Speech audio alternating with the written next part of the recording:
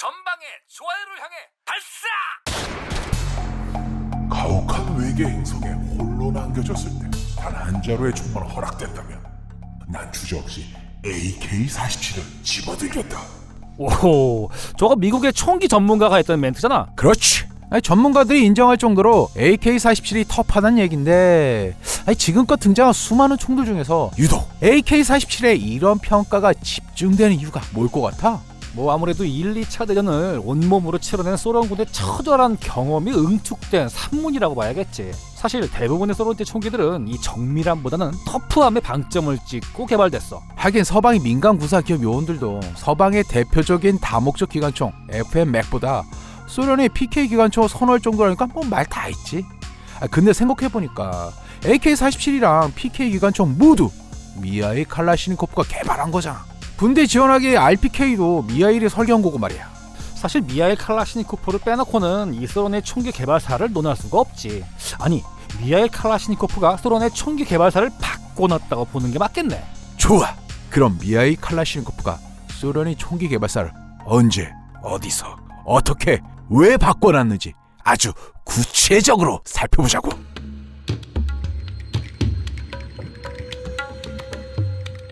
미하일 칼라시니코프가 소련 총기계의 거성으로 등극하기까지 영향을 미쳤던 이들이 여럿 있어. 누구? 우선 가브리엘 본다렌코를 꼽을 수 있지. 가브릴 본다렌코?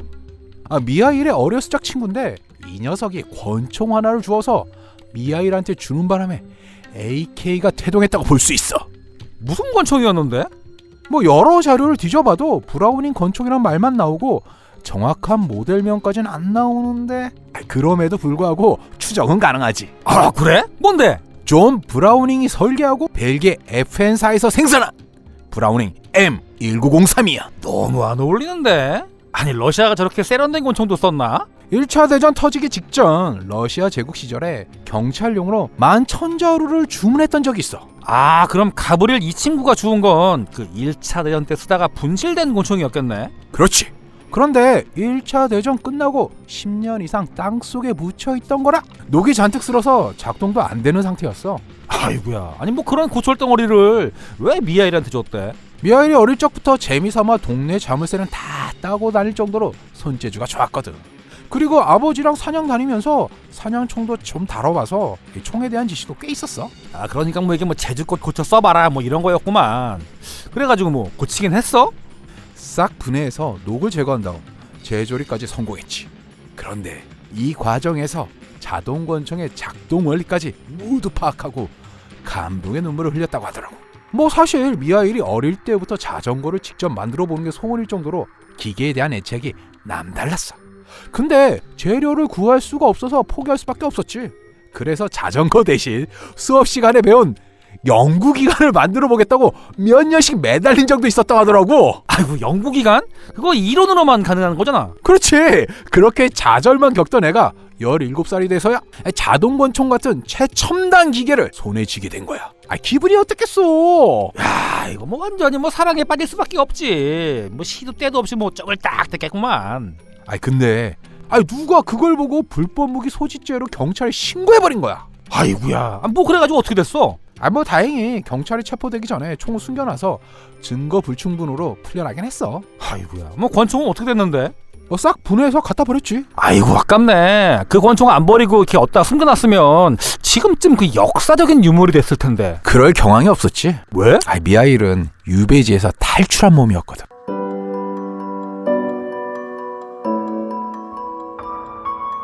미하일은 1919년 11월 10일 시베리아 남서부 알타이 변강주에 위치한 쿠리아란 마을에서 태어났어. 아, 이거 뭐 애초에 뭐 시베리아 출신이었구만. 근데 어쩌다가 유배 생활을 하게 된 거야? 스탈린이 농업 집단화를 한다고 농민들을 숙청했는데 미하일 가족도 숙청 대상이 됐거든. 아이고야.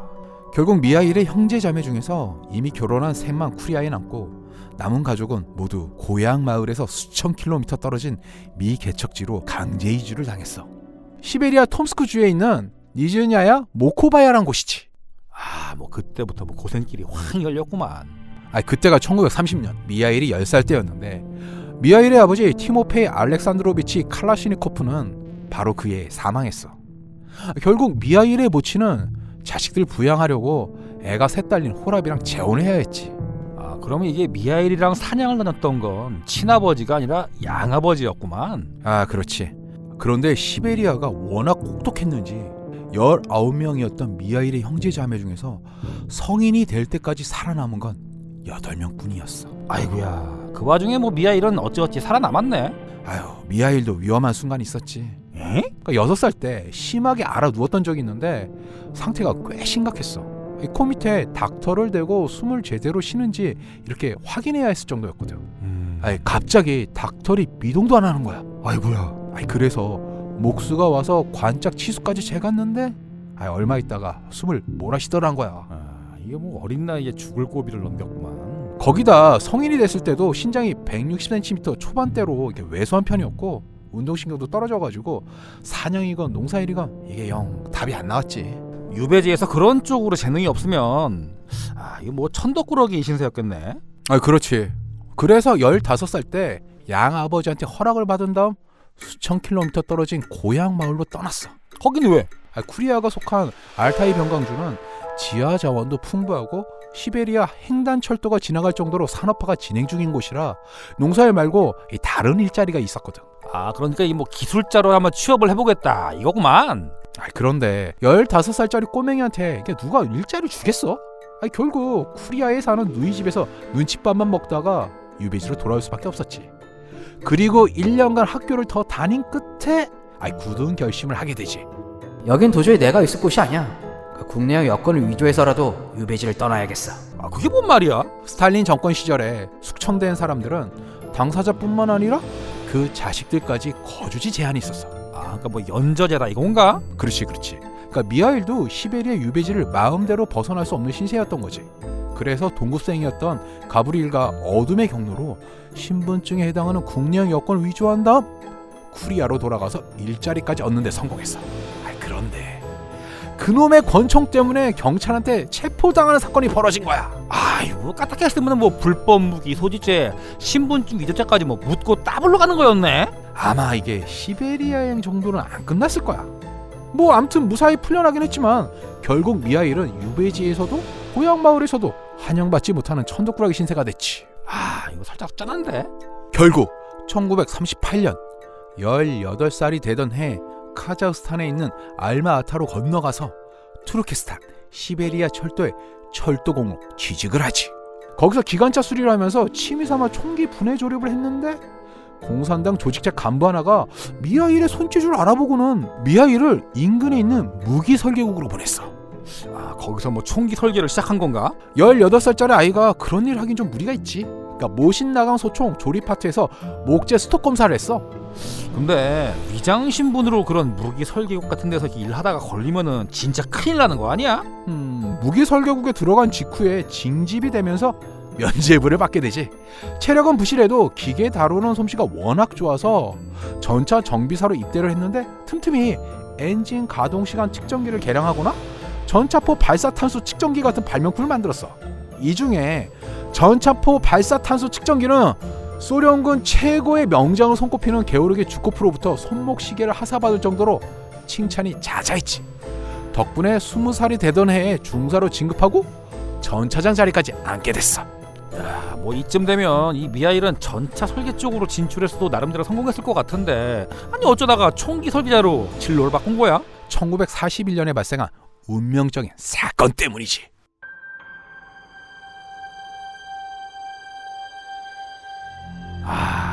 이 독소 전쟁이 발발한 거구만.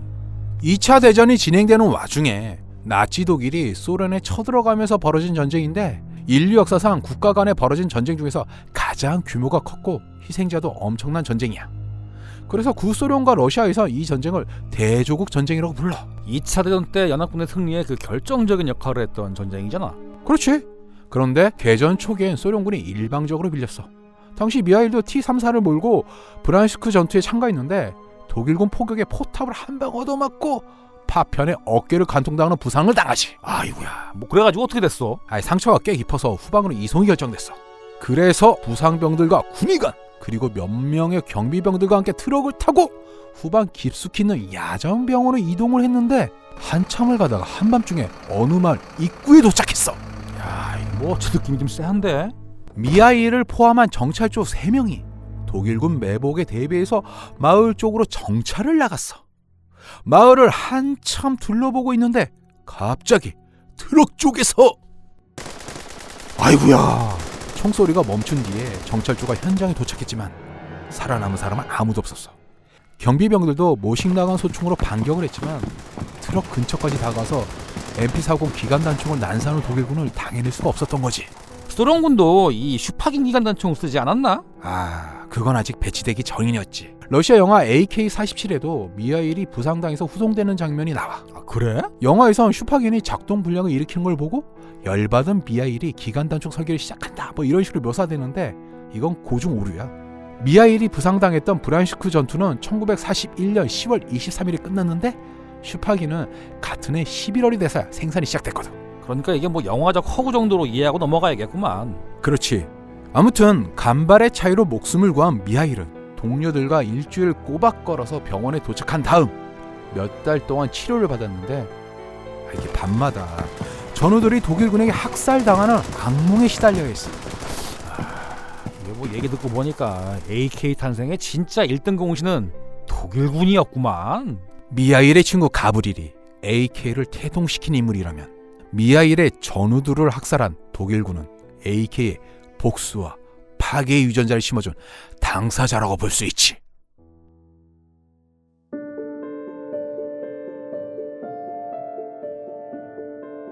미하일은 병원에 입원했을 때 MP40의 악몽에 시달리기도 했지만 동료 부상병한테 이런 충격적인 말도 들었어. 독일군은 기관단총으로 우리를 공격하는데 우리가 지급받은 건 모신 나간 소총뿐이었어. 그것도 두세 명당 한 자루꼴이었지. 소총을 2인 1조, 3인 1조로 지급해가지고 뭐 우라돌격을 시켰다는 거야? 독소전쟁 초기엔 실제로 그랬어. 총이 부족하기도 했고 장교들이 구사할 수 있는 전술이라고는 돌격 외에는 없었거든. 아이고야, 하긴 뭐 유능한 장교들은 대부분 뭐 스탈린한테 뭐 숙청당한 상태였으니까 뭐 다른 수가 없었겠지. 사실 독소전쟁 초반에 소련군이 그렇게 무기력하게 밀렸던 건 스탈린이 미하일 투아세프키처럼 소련군의 현대화를 추진하던 인물을 숙청하고 그리고리 글리크 같은 막장 똥뼈를 등용했기 때문이라고 볼 수 있어. 그래? 좀 자세하게 좀 얘기해봐. 사실 소련군은 이미 1935년에 PPD-34 기관단총을 제식으로 채택한 상태였어. 그런데 총알 낭비가 심하다고 굴리크가 직접 나서서 기관단총 생산을 중단시키고 개발까지 막아버렸지. 아이고야. 그런 와중에 소련이 핀란드에 쳐들어갔다가 소미 기관단총에 떡실신당하고 독일군 MP40 기관단총에 탈탈 털린 다음에야 나온 게 PPSH-41이었어. 근데 아무리 생각해도 이 2인 1조 우라돌격은 도대체 이해가 안 돼. 아니 그렇게 무모하게 공격할 바엔 차라리 항복하는 게 낫지 않나? 아니 목숨이라도 걸 수 있잖아. 항복해봤자 죽는 건 마찬가지였어. 에? 히틀러는 소련을 굴복시키려고 쳐들어간 게 아니라 슬라브 민족을 말살시키려고 쳐들어갔거든. 에이 설마. 독소전쟁 당시 소련군 전사자는 870만 명 정도인데 민간인 사망자는 1700만에서 최대 4천만 명으로 추산되고 있어. 아인자츠 그루펜 같은 나치 인종말살 부대가 조직적으로 민간인들을 학살해서 시체로 형성된 지층이 생길 정도였지. 야, 이거 진짜 뭐라고 할 말이 없네. 내 전우들이 무기도 없이 싸우다가 사살당하고 아무 죄 없는 내 나라 동포들이 수천, 수만 명씩 학살당한다고 생각해봐. 형이라면 어떻게 할 것 같아? 뭐 내가 할 수 있는 건 뭐 뭐든 다 하겠지. 총을 들고 싸우건 폭탄을 들고 나르건. 미하일은 그런 상황을 눈으로 직접 목격했던 사람이야. 그런데 마땅히 할 수 있는 게 없었지. 부상이 심해서 전선으로 복귀할 수 있는 상태도 아니었거든. 그래서 병원에 입원해 있는 6개월 내내 그 기관단총 설계도를 그렸던 거구만.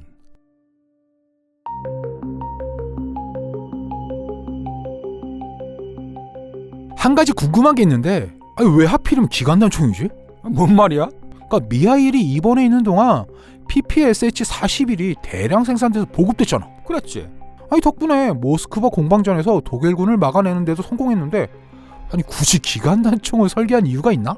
미하일 자신이 그 MP40을 능가하는 기관 단총을 만들겠다는 의지도 강했지만 이 병원에 실려온 동료들한테 PPSH-41에 대한 불평 불만도 많이 들었거든. 아니 무슨 불만? 야 저기 일단 PPSH-41 대신에 이 러시아식으로 빼빼샤 이렇게 부르자. 이 발음이 너무 어려워. 오케이 알았어. 그러니까 병사들의 불만이 뭐였는데? 일단 총 본체 무게만 3.63kg이고 드럼 탄창이 1.1kg이야. 여기다가 이 7.6mm 토카레프탄 71발을 꽉 채우면 5.45kg이나 나가는데 이건 모신 나강 소총에 5발을 꽉 채웠을 때보다 1kg 이상 무거운 수준이지. 아니 무겁긴 하네. 아니 근데 드럼 탄창 말고 박스 탄창 쓰면 이게 좀 가벼워지지 않나?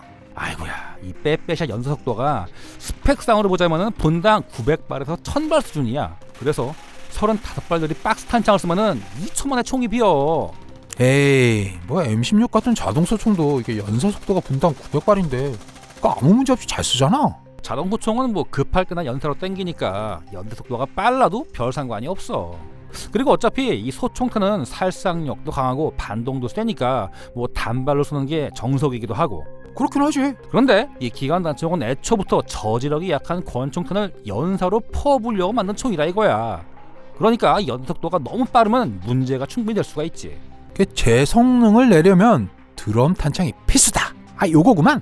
그렇지. 그런데 뭐 잘 알다시피 이 빼빼샤 드럼 탄창은 스프링 탄창이 워낙 약해가지고 탄 걸림이 굉장히 심했어. 그래서 보통 한 60발 정도만 채워서 사용하는 경우가 많았는데 이렇게 해도 전체 무게가 5kg을 훌쩍 넘어가요.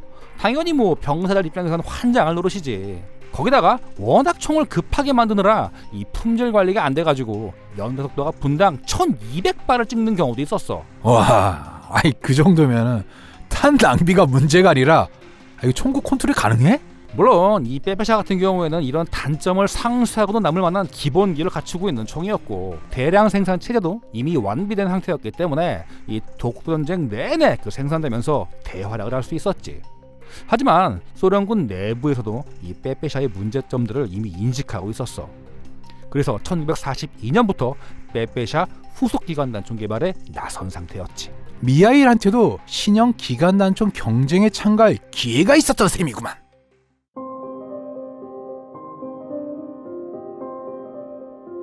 마침 미하일이 입원했던 병원에 이 대형 도서관이 있었어. 그래서 이 총기 관련 서적들을 전부 독파해가면서 이 설계를 진행했는데 단순히 이 책에 나온 이론만으로 설계한 게 아니라 빼빼샤와 MP40을 모두 사용해본 동료들의 조언도 설계에 적극 반영했지. 빼빼샤보다 무게는 가볍고 연사 속도가 느린 기관단총이 이게 목표였겠구만. 그렇지. 아무튼 뭐 그렇게 낮에는 도서관, 밤에는 악몽을 벗삼아 하루하루를 보내던 어느 날 급작스럽게 퇴원 통보를 받게 돼. 아니 완쾌가 됐나 보네.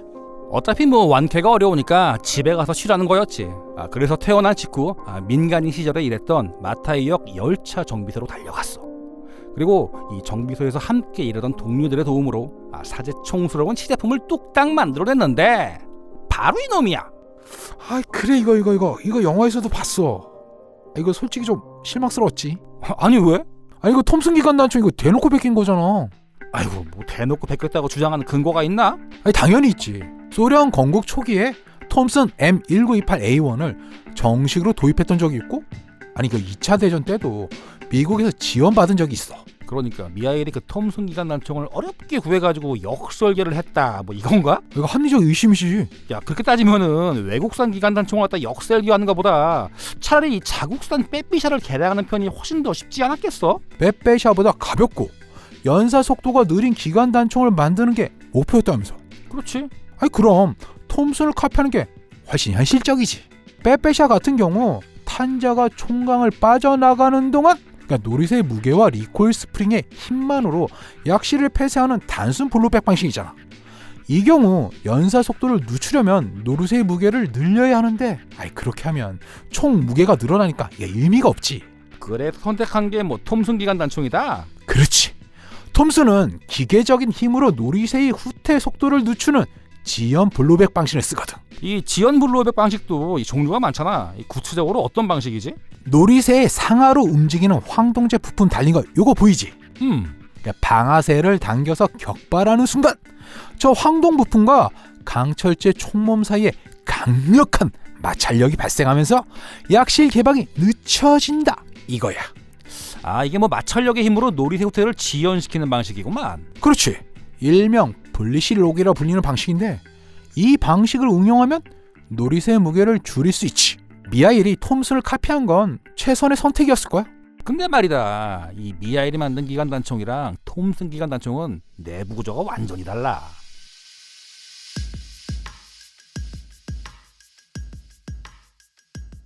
알아. 아이고 뭐야. 야, 뭔 총알 까베기가 있네. 스크류 지연 블로백 방식이라는 건데, 나사를 돌려가지고 잠그는 방식으로 놀이새 뭉치를 고정시켜서 약실을 폐쇄하는 방식이지. 야, 그러니까 놀이새에 새겨진 나사선은 놀이새 뭉치랑 맞물려서 약실을 폐쇄시키는 역할이고, 까베기처럼 생긴 부품은 놀이새를 회전시키는 역할이구만. 그렇지. 그러니까 총을 처음 설계하는 사람이 어떻게 이런 걸 생각해냈대? 사실 이 스크류 지연 블로백 방식은 이미 19세기 말에 등장했을 정도로 굉장히 좀 오래된 기술이야. 오스트리아의 저명한 총기 설계자 페르디난드 리터 폰 만리어가 설계했던 반대동 호총에 최초로 적용됐던 방식이지. 저 총도 놀이새에 나사선이 파여있네? 그렇지. 그리고 이 구조를 기관단총에 적용한 사람이 누구냐? 바로 톰슨 기관단총의 설계자 존 탈리아페로 톰슨이야. 이 양반이 1922년에 취득했던 특허 자료인데 한번 봐봐. 이게 미하일이 카피한 게 이거였구만. 그러니까 총몸 내부에 큼지막한 스크류도 있고 외관도 거의 판박이고, 어쨌거나 미하일이 톰슨 기관단총 카피한 건 맞네. 근데 참고로 이 기관단총 구조는 특허만 있지 실제로 만들어진 적은 없어. 아이고, 딱 보기에도 복잡해 보이는데 누가 그런 걸 만들겠어. 그게 미하일 칼라시니코프의 대단한 점이지. 실물을 구해서 역설계한 것도 아니고 저 복잡한 특허 구조를 최대한 단순화시켜서 재설계한 다음 불과 몇 달 만에 시제품까지 만들어내는 데 성공했다 이거야. 그리고 전문적인 총기 제작소도 아니고 열차 정비소에서 이 조악한 공작 기계로 만들었다 이거지. 이야, 이거 듣고 보니까 살짝 이게 숙연해지는데? 실제 스펙이 어떻게 되는데? 열차 정비소에서 만든 시제품은 뭐 사라진 상태라 데이터가 없고, 나중에 제출용으로 만든 시제품의 경우에 이 탄창을 제외한 총 본체 무게가 2.9kg이야. 이야, 이거 빼빼샤보다 이게 700g이나 가벼워졌네? 그렇지. 그리고 이 연쇄 속도는 분당 820발 수준으로 이 빼빼샤보다 느리고 훨씬 안정적인 사격이 가능했어. 천재의 탄생을 알리는 이게 기념비적인 총이었구만. 근데 이 총도 빼빼샤 후속작 선정 과정에서 이게 시원하게 물먹지 않았나? 넘볼 걸 넘봐야지. 총기 설계의 전설들이 격돌하는 자리에 천재 따위가 뭐 낄 틈이 있겠어?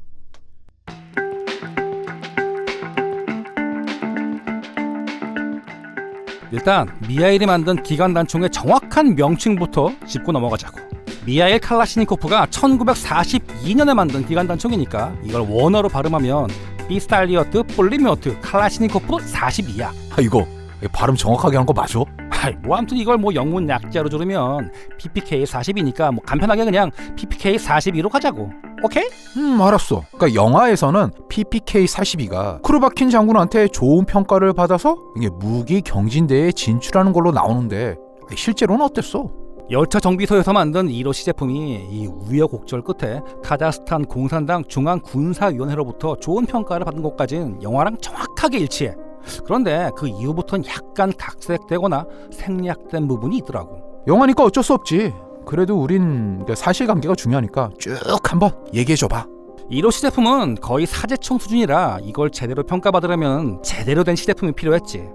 그래서 중앙군사위원회의 주선으로 미하일이 찾아간 곳이 모스크바 항공대학이었어. 이게 시제품 하나 만들려고 이게 모스크바까지 간 거야?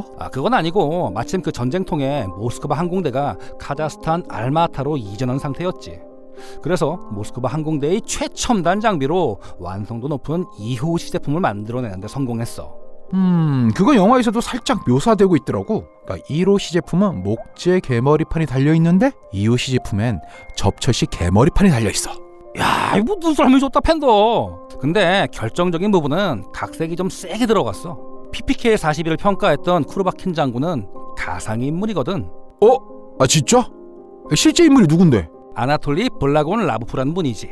총포 설계 전문 교육기관인 드제르진스키 포병 아카데미의 학장이자 소화기 설계 학술위원으로 활동했을 정도로 그쪽 분야에서는 뭐 최고의 권위자였어. 와, 아니 뭐 그 정도 권위자가 인정했을 정도면 PPK 42가 대단하긴 했네. 그 부분도 사실관계가 좀 달라. 아나톨리가 PPK 42를 직접 테스트해보고 내린 평가는 대체로 부정적이었거든. 그래도 미하일의 재능과 열정만큼은 굉장히 높게 평가했다고 하더라고. 그래서 이 추천서를 한 장 써줬는데 바로 이 추천서 덕분에 총기 관련 전문 교육도 받아보지 못한 미하일이 소련 최고의 총기 설계자들의 운집하는 성지로 진출할 수 있었지.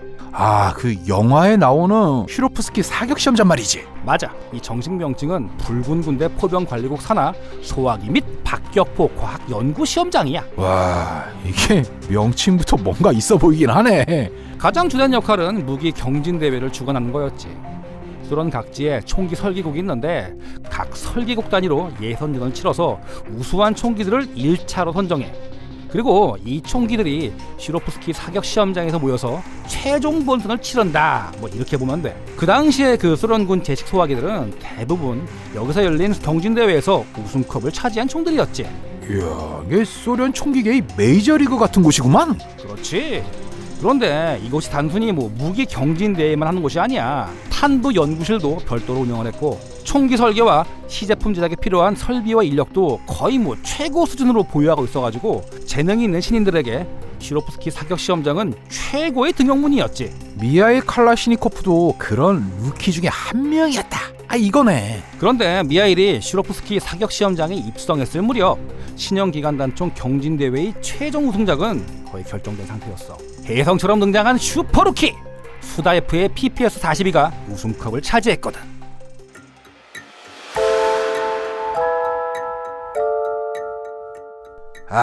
얘 드디어 나왔구만. 나올 총이 나왔어. PPS 42. 내가 제일 좋아하는 총이잖아. PPS 43의 초기형이야. 그렇지. 야, 가성비의 끝판왕. 총이랑 자고로 일해야 한다는 거야. 이게 온몸으로 뿜어내는 저 무뚝뚝한 포스. 쇳덩어리. 정말 죽었다 깨어나도 이건 못 이겨. 게임 끝이야.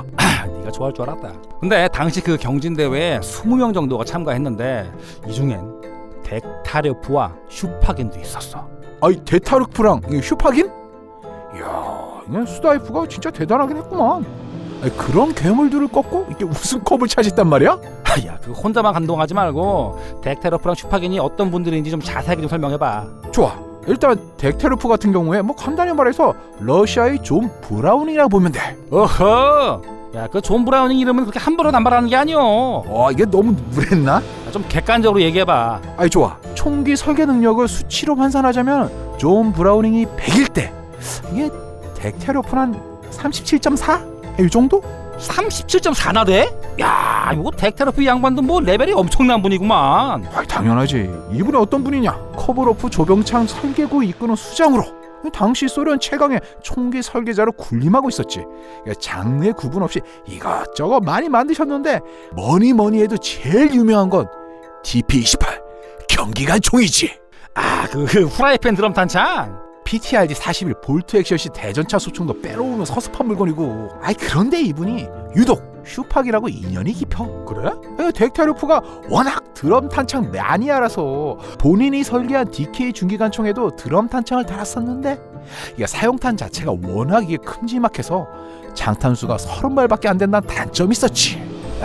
명색이 중기관총인데 30발을 누구 코에 붙여? 바로 그때 슈파긴이 나서서 DK 중기관총을 탄띠 급탄식으로 개조한 게 이게 그 유명한 덱테로프 슈파긴 대구경 기관총, 일명 두시카 중기관총이었지. 한때 존 브라우닝의 M2랑 쌍벽을 이뤘던 물건이지. 그리고 덱테로프가 PPD-34를 시작으로 PPD-38에 PPD-40까지 기관단총 연작을 만들었는데 이건 딱히 좋은 평가를 못 받았어. 그런데 이번에도 슈파긴이 PPD-40에 마술을 받쳐서 이게 뚝딱 만들어낸 게 PPSH-41 빼빼샤였지. 덕분에 빼빼샤가 독일군한테 내린 인민의 불벼락이 덱테로프한테도 살짝 튄 상태였어. 호호, 슈파겐 이분 완전히 뭐 신스틸러네. 어떤 인물이지? 코브로프 조병창 출신으로 덱타로프와 함께 일했던 동문이었어. 그래? 아니 젊었을 땐 덱타로프의 압도적인 실력에 밀려서 빛을 못 보다가 두시카 중기관총 개발 이후에 인류 설계자로 주목받기 시작했지. 그리고 빼빼샤 개발 이후엔 몰롯 조병창의 수장이 돼서 빼빼샤 대량 생산을 진두지휘한 구국의 영웅이라고 할 수 있지. 아, 그러니까 이게 뭐 한창 치고 올라가다가 빼빼샤 후속 경진대회에서 무명의 신혜한테 판정패를 당한 상황이었구만. 그러니 수다F가 대단하다는 거지. 아니 대체 어떤 인물인지 이거 소개 좀 해줘봐. 1912년생으로 풀네임은 알렉세이 이바노비치 수다예프. 미알과 달리 총기 설계 정규 코스를 제대로 밟은 인물이야. 전문학교를 졸업하고 차량 정비사로 일하다가 1934년 철도 부대에 입대하면서 무기의 세계에 빠져들었지. 이후 고르키 산업대학을 거쳐 드제르진스키 포병 아카데미를 3등으로 졸업한 다음 시로프스키 사격 시험장에 들어가서 완성시킨 PPS-42로 돌풍을 일으켰다까지가 당시 상황이야. 아니 미하일 칼라시니코프가 미안의 천재라면 수다F는 준비된 천재였구만. 뭐 그렇다고 볼 수 있지.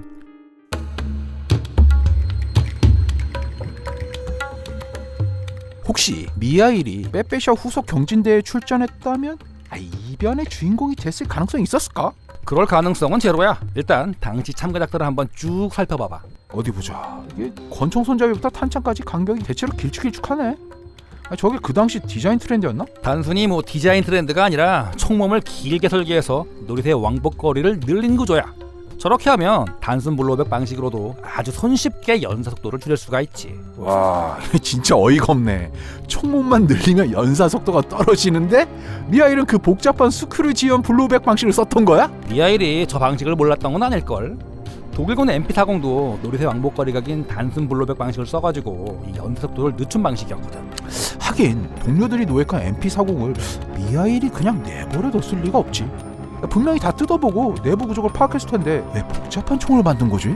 결론만 얘기하자면 미하일은 좋은 총을 만드는 법은 알았지만 좋은 총의 기준이 뭔지 몰랐어. 좋은 총의 기준? 당시 소련의 인류 총기 설계자들이 총을 설계할 때 가장 주안점을 뒀던 건 생산성이었어. 총의 성능은? 그건 뭐 기본 중에 기본이었지.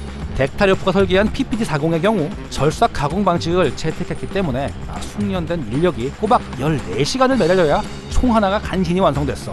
그런데 슈파긴이 설계한 빼빼샤는 프레스 가공 방식을 채택을 해서 숙련공도 덜 필요했고 제작 시간도 7시간 20분으로 줄어들었지. 이야, 이거 무시무시하구만.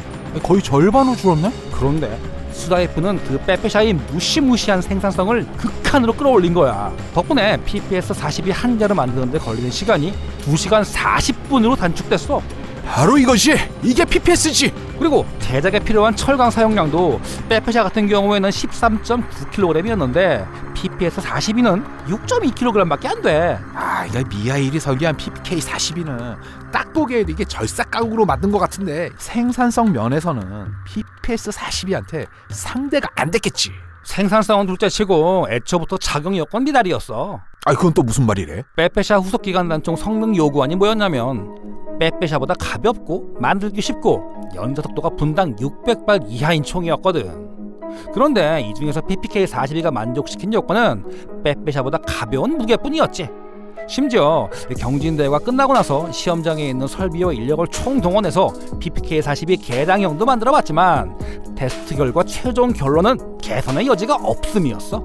야, 이게 천재가 만든 첫 번째 총치고는 결과가 너무 굴욕적인데? 게임의 룰도 모르는 상태로 출전을 했으니까 뭐 당연한 결과지. 하지만 미하일은 총기 설계 전문 학교에서도 배울 수 없는 걸 이 슈로프스키 시험장에서 배웠어. 또 그건 무슨 말이야? 총기 설계자가 가야 할 길을 온몸으로 보여준 사람이 있었거든. 바로 불꽃 같은 삶을 살았던 비운의 천재 알렉세이 이바노비치 수다예프였지.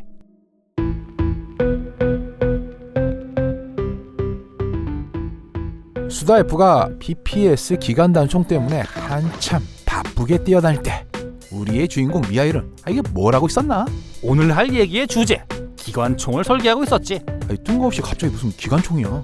그 당시 소련군한테 필요했던 게 뭐 기관총밖에 더 있겠어. 이미 기관단총은 양적인 면이나 질적인 면에서 독일군을 훨씬 압도하는 상황이었고 소총 같은 경우는 개전 초부터 호각세였잖아. 그렇지. 독일군에게 볼트 액션 라이플계의 레전드 카 98K가 있었다면 소련군에겐 볼트 액션 라이플계의 전설 모신나강이 있었지. 그렇지. 자, 그럼 다시 기관총 얘기로 돌아가서 당시 소련군의 주력 중기관총은 맥심 기관총을 7.6mm 54 알탄 버전으로 개조한 PM1900이었어. 아 그런가? 편의상 그냥 뭐 맥심 기관총이라고 부르자고. 그런데 이 맥심 기관총에 아주 심각한 문제가 있었어. 그러니까 러시아 제국 시절부터 쓰던 물건이니까 독소 전쟁 당시면 이게 대략 30년 이상 썼다는 소린데 이제 그만 은퇴시켜줘야지. 연식의 문제가 아니라 체중이 문제였어. 이 소련제 맥심 기관총이 포방패에 운반대까지 포함해서 대략 한 60kg이 훨씬 넘었거든. 순행식 기관총은 워터 재킷에 물까지 꽉꽉 채웠으니까 이게 무거워야 정상 아닌가? 1차 대전 때만 해도 이 기관총이란 물건은 드넓은 전장에서 거점 방어용으로 썼으니까 뭐 무거워도 상관이 없었지. 그런데 이 모스크바 공방전 때 소련군이 시가전을 치러보니까 그럴 상황이 아니더라 이거지. 교정거리도 짧아지고 여차하면 전차가 달려드니까 이게 기동성이 중요해졌다 뭐 이거구만. 그렇지. 특히 수비가 아닌 공격을 할 땐 이 문제가 더 심각했어.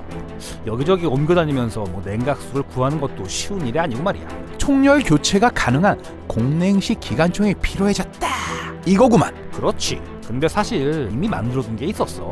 진짜? 소련 총기계의 거성 덱타리오프가 설계하고 코브로프 조병창에서 생산했던 DS-39 중기관총이란 물건인데 이게 여차하면 삼각대까지 통째로 들고 다닐 수 있을 정도로 굉장히 가벼웠어요. 야 이거 힘이 센 거야 이게 총이 가벼운 거야? 근데 이 총 자체가 굉장히 엉망이었어. 그래서 독일이 침공하자마자 코브로프 조병창에선 DS-39 생산을 일단 중단하고 다시 맥심 기관총을 만들었었는데 그 무지막지한 무게가 발목을 잡은 거야. 그래서 기관단총 경진대회가 한창 진행 중이던 1942년 5월에 중기관총 경진대회 공고문까지 올려둔 상태였는데 그런데? 독일군이 느닷없이 이 MG-42를 들고 나타난 거지. 히틀러의 전기톱이 등장한 거구만. 히틀러의 전기톱은 뭐 독일군이 부르던 별명이고 소련군은 이걸 바닥 철곡이라고 불렀어. 와 이거 소리가 진짜 딱 MG-42네. 사실 그 악랄한 연대 속도는 MG-42의 장기 중 하나일 뿐이고 진짜 대단한 점은 따로 있지. 뭔데? 전작 MG-34를 압도하는 내구성과 생산성, 간편한 총열 교체 방식, 50발들이 드럼 탄창을 달아서 경기관총으로 사용할 수도 있고 정교한 삼각대와 박스 탄창을 연결해서 완벽한 중기관총으로도 운용이 가능하다는 점을 꼽을 수가 있지. 공수 겸용으로 사용할 수 있는 완성형 다목적 기관총이다 이거구만. 그렇지. 그럼 소련군도 대응 차원에서 다목적 기관총을 이게 만들어야겠네? 다목적 기관총은 그 당시 소련군 전술 교리에 맞지 않았어. 그래서 중기관총 경진대회와 별도로 이 경기관총 경진대회도 열리게 됐는데 덕분에 이 미하일도 새로운 기회를 얻을 수가 있었지. MG-42가 미하일을 살릴 셈이구만. 그래서 각 종목 우승컵은 누가 차지했나? 우승자는 25년 기관총 외길 인생을 걸었던 무명의 기관총 명장 고류노프 단 한 사람뿐이었어.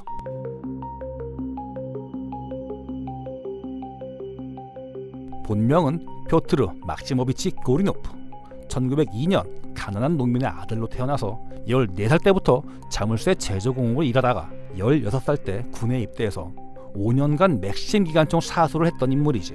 덕분에 이 분해 조립 정도는 눈 감고도 할 수 있게 됐고 이 격발음만 딱 들어보면 몇 번 부품에 어떤 문제가 생겼는지 알아낼 수 있을 정도였어. 야 무슨 생활의 달인에 나올 법한 맥심 기관총 명장이구만. 그렇지. 그러다 보니 자연스럽게 이 맥심 기관총을 능가하는 기관총을 만들어보고 싶다는 생각을 하게 됐고 제대하고 나서도 그 생각에서 벗어날 수가 없었어. 그래서 1930년 어느 겨울날 덱타리오프를 직접 찾아갔어. 이야 이거 나름 당돌했네. 무시당할 각오를 하고 소련 최고의 기관총 전문가 앞에서 맥심 기관총 성능 개선안을 쫙 브리핑했는데 기적 같은 일이 벌어진 거야. 무슨 일이? 코브로프 조병창에 특채로 입사하게 된 거지. 이야 진짜 이게 꿈이 이루어졌구만. 그래서 맥심 기관총 후속작 설계 이게 바로 착수했나? 10년이 넘도록 부품 조립하고 시제품 검사하는 일만 죽어라 했지. 아이고야. 아무튼 그렇게 세월이 흘러서 조국이 위기에 처한 1942년 어느 여름날 고르노프가 사람 덩치만한 진보다리를 짊어지고 덱타리오프 앞에 딱 나타났어. 국장님, 제가 만든 기관총인데 이거 한 번만 봐주셨으면 합니다. 진작 보여드릴까 했는데 이게 솔직히 좀 민망해서. 기관총을 살펴본 덱타리오프는 갑자기 눈앞이 멍해지면서 강렬한 기시감을 느꼈지. 10여 년 전 한 자물쇠 수리공이 열성적으로 브리핑했던 맥심 기관총 개량형이 눈앞에 실제로 나타난 거야. 자네, 이 기관총을 대체 언제 만들었나?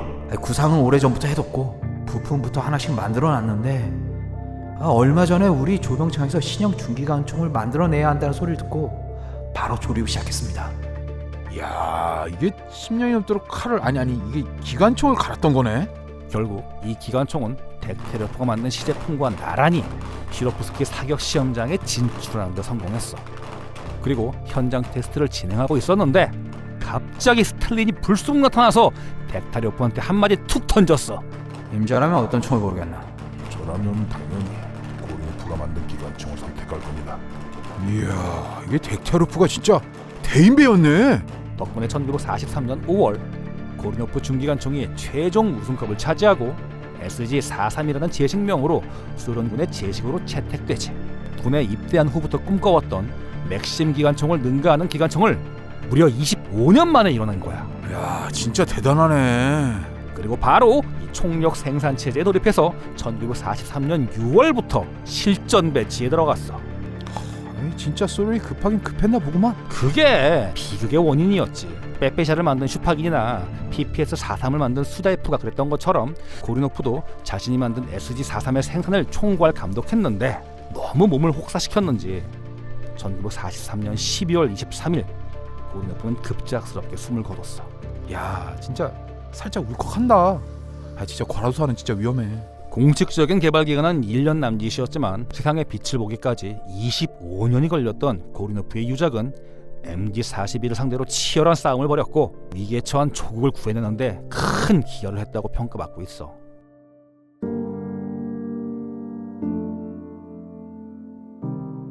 생각해보니까 중기관총 경진대회랑 경기관총 경진대회 우승자가 고리노프 한 명이었다면, 그럼 고리노프가 이관왕을 차지한 거네.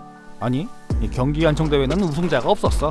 당시 상황을 간략하게 설명하자면 이 최종 결선은 1943년 10월에 치러졌고 이 최종 결선에 오른 후보자는 덱타리오프, 시모노프 그리고 고리노프였어. 이야, 다들 쟁쟁했구만. 근데 총들은 다들 뭐 고만했지. 그래서 기존에 쓰던 DP-28 경기관총을 뭐 그냥 개량해서 쓰는 선에서 대회가 마무리됐지. 덱테르프랑 고리노프도 그렇지만 시모노프 같은 자동소총의 달인이 떨어졌을 정도면 이 경진대회가 진짜 엄격했나 보네. 사실 저 당시 시모노프가 만든 경기관총이 평점 순위에선 1위였어. 스승이나 다름없던 덱테르프를 완전 넘어설 뻔했구만. 그렇지. 그런데 군 내부에서 300정가량을 파일럿 생산해보고 바로 취소 판정을 내려버렸지. 무슨 테스트에서 드러나지 않았던 문제가 있었구만. 그런 셈이지. 미하일이 만든 총은 어땠어? 일단 한번 봐봐. 이게 뭐야? 독일고 MG13 냄새가 확 풍기는데? 실제로 MG13을 모티브로 만들었어. 뭐 외관도 거의 판박이 수준이고 쇼트리콜 방식으로 작동한다는 점도 동일했지. 아니, 기왕에 베낄 거면 좀 참신한 MG34나 MG41을 베낄 것이지. 뭐하러 저런 구형을 베꼈대? MG34나 MG42는 이 벨트 급탄식이라 베끼는 것도 어려워. 복잡한 급탄 기교까지 별도로 만들어야 되거든. 성능은 어땠어? 한마디로 말해서 엉망진창이었지. 테스트 중에 29발 쏘고 총이 망가졌거든. 이야, L85인데? 그래서 PPK 42대와는 달리 추가 개량 권고 뭐 이런 것도 못 받았어. 최종 보고서에 이런 언급은 있었지. 칼라시니코프의 경기관총은 독창성이 없어서 특별히 관심을 끌 가치가 없다. 단, 일부 부품과 작동 방식은 새롭고 독창적인 접근 방식을 취하고 있기에 새로운 총기 설계에 접목하는 것을 권고한다. 무슨 새로운 총기. 소련군이 그럴 여력이 있었나? 뭐 기관단총부터 경기관총에 중기관총까지 라인업을 싹 갈아치웠으면서 뭘 또 만들어. 총기명 NKB-42H. 여기서 MKB는 마신 앤 카라비나, 즉 완전 자동 사격이 가능한 머신 카빈의 약자로 추정되며 42H는 헤네사에서 제조한 1942년형을 의미합니다. 머신 카빈? 넷째 놈들 궁지에 모르니까 이것저것 다 만드는구만. 네? 작년에 만든 총이 이제서야 노획됐다면 생산량이 적다는 건데 왜 적게 만들었겠나? 성능이 시원치 않다는 거지. 아직까지 대량으로 보급되지 않은 건 확실한데 이게 성능 탓은 아닌 것 같습니다. 무슨 말이지? 작년 홀름 전투 때 독일군이 썼던 총이 바로 이 기종이라고 합니다. 뭐라고? 진짜. 이거 추가 확보에 전력을 기울이도록. 그리고 수거한 총과 탄약은 절대 손대지 말고 그냥 올려 보내라고 해. 알겠습니다. 빌어먹을 나쁜 놈들. 또 터무니없는 총을 만들었군.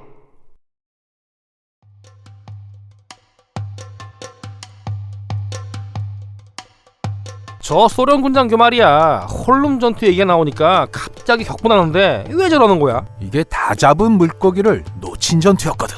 조금 구체적으로 한번 얘기해봐. 모스크바 공방전에서 패하고 도망친 독일군과 소련의 추격군 사이에 벌어졌던 전투야. 1942년 1월 22일부터 5월 5일까지 105일 동안 모스크바와 레닌그라드 사이에 있는 홀룸시에서 전투가 전개됐는데 당시 홀룸에 직결한 독일군은 5,500명 수준이었어. 그런데 무잔고 빈약하고 보급로도 끊긴 상태였어. 거기다 식량 부족에 영하 40도까지 내려가는 추위 때문에 아사자와 동사자가 속출했지. 이게 뭐 모스크바 공방전 때랑 처지가 완전히 뒤바뀌었구만. 그렇지. 그럼에도 불구하고 독일군은 공중보급, 낙하산 달린 공중보급으로 식량과 무기를 보급받아서 소련군의 물량 공세를 막아내는데 성공했지. 이야. 이때 보급받은 무기 중에 NKB-42H 35정이 포함돼 있었어.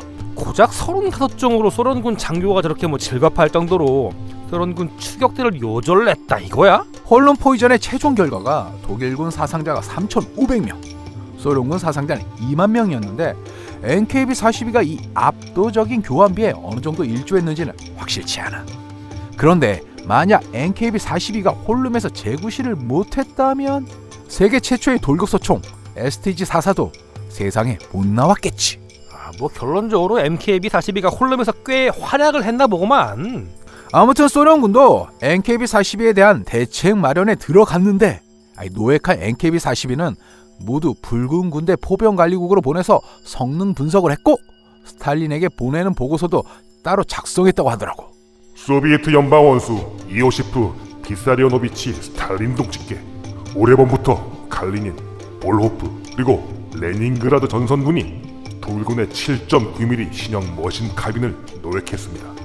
아직까지 대량으로 보급되지 않은 것으로 판단되고 있으나 잠깐 NKB-42가 아무리 핫한 총이라고 해도 그래봤자 적성국의 일개 소화기일 뿐인데 자국 지도자한테 저렇게 시시콜콜 보고하는 건 이거 좀 오바 아니야? 아하. 미국이 M1 이런드 소총에서 M16을 갈아타기까지 몇 년 걸렸지? 그건 갑자기 왜? 얘기 한번 해봐. 한 20년 걸렸지? 소련은 모신 나간 소총 쓰다가 AK-47로 갈아타기까지 5년이 채 안 걸렸어. 야, 겁나게 빠르네. 비결이 뭐야? 스탈린에게 보낸 저 시시콜콜한 보고서 덕분이지.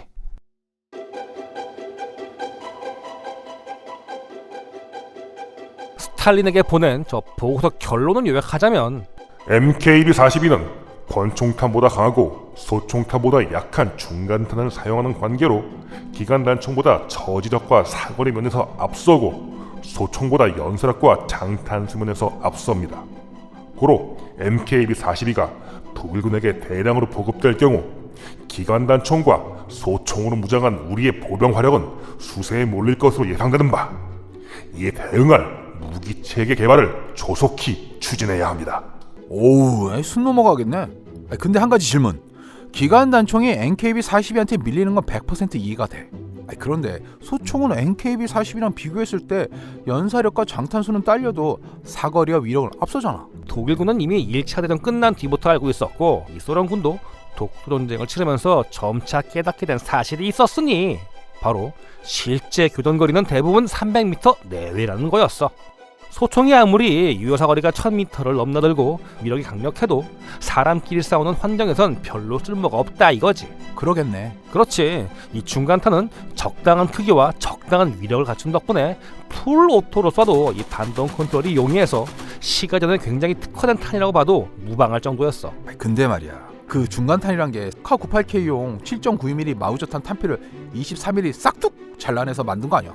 아이고 뭔 소리. 이 중간탄이란 물건이 1934년부터 테스트에 들어가서 무려 7년 만에 완성된 탄이야. 이 마우저 탄하고는 구경만 같지 서로 완전히 다른 탄이다 이거야. 오, 이게 탄자의 형상 자체가 완전히 틀리네. 그렇지. 역시 게르만 장인들은 탄약 하나라도 대충 만드는 법이 없구만. 당연하지. 그래서 결론은 소련의 총기 설계자들이 게르만 테크놀로지를 카피하기로 했다, 이건가? 허허, 누가 누굴 베낀다는 거야. 이 MKB-42는 슬라브 테크놀로지 아니었으면 나오지도 못했어. 슬라브 테크놀로지?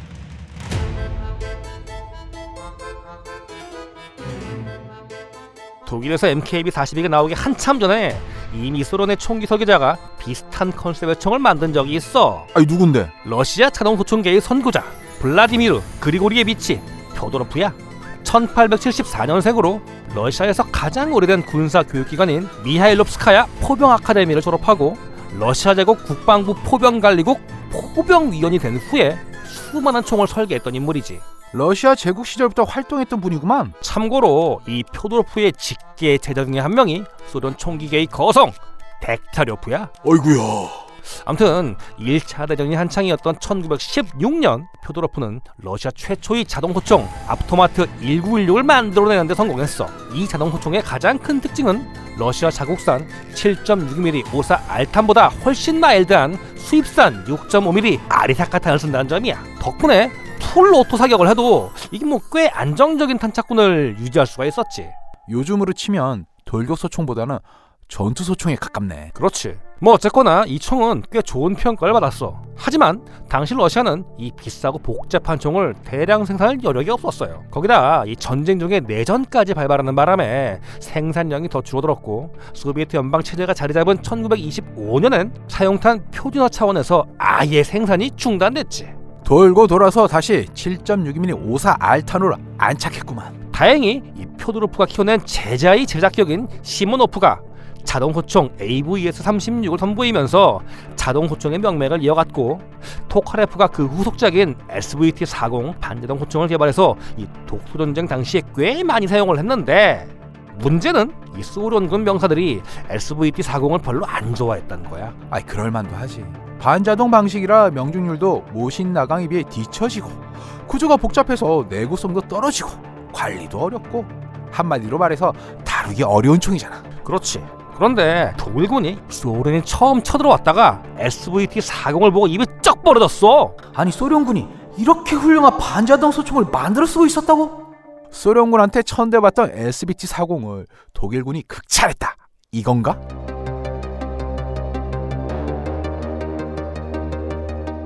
독소전쟁 초기에 독일군이 사용했던 반자동 소총 개비어 41이 어떤 수준인지 한번 보여줄게. 이야, 이게 생긴 건 딱 광선총이네.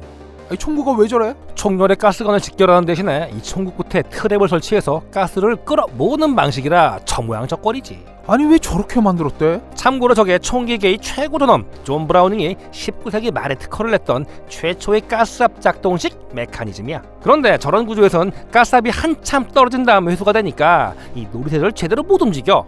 즉 작동 물량이 잘 날 수밖에 없는 구조다 이거지. 아이 딱 보기에도 그러 보이네. 그런데 이 슬라브 기술자들은 이미 오래전부터 총열에 그대로 파이프를 직결시키는 쇼스트로크 가스 피스톤 방식을 썼고, 그렇게 해도 총 쏘는 게 전혀 문제가 없었어. 반동이 극악인 것 빼고는 뭐 완벽한 반자동 소총이었지. 독일군이 슬라브 테크놀로지에 이거 제대로 한 방 먹었구만. 그래서 독일군이 SVT-40의 힐팅 볼트 구조를 그대로 복제하고 미리 개발해둔 중간탄을 활용 점정식으로 끼워 넣어서 탄생시킨 총이 MKB-42H였어. 아이 그 무시무시한 NKB-42도 결국 소련총을 베낀 거였구만. 그러니 소련의 총기 전문가들이 MKB-42를 열어보고 뒷목을 잡았던 거지. 결국 펴도로프를 필두로 덱타료프, 토카레프, 시모노프 등 소련의 전설적인 총기 설계자들이 한데 모여서 내린 결론은 권총탄과 소총탄으로 양분되어 있던 자동화기용탄을 중간탄으로 통합하자 이거였어. 이는 기존의 소화기 체계를 완전히 일신해야 한다는 걸 의미했고, 그러기 위해선 엄청난 물적, 인적 자원이 투입돼야 했지. 그래서 스탈린의 결단이 필요했던 거구만. 그렇지. MKB-42 보고서를 읽어본 스탈린은 짧게 한마디 남겼지. 이길 방법이 이것뿐이라면 신속히 진행하도록. 스탈린의 제가가 떨어지자마자 소련의 탄약 전문가들과 총기 설계 전문가들은 신형탄 개발에 들어갔는데 독일이 7년 걸려서 개발한 중간탄을 소련은 불과 5개월 만에 뚝딱 만들어내는 기염을 토했지. 5개월? 이야. 그리고 소련제 중간탄이 나오자마자 이걸 기반으로 하는 경기관총, 반자동 카빈, 돌격소총 경진대회가 1943년부터 시작됐어. 그리고 불과 1년 만에 우승작들이 나오기 시작했는데 1944년에 덱타료프의 RPD가 경기관총 경진대회 우승컵을 차지했고 1945년엔 시모노프의 SKS가 반자동 카빈 경진대회 우승컵을 차지했어. 아니, 돌격소총은? 돌격소총 쪽은 대회가 중단됐어. 아니 왜? 1차 예선 우승자이자 이 강력한 우승 후보였던 수다이프가 갑자기 사망했거든.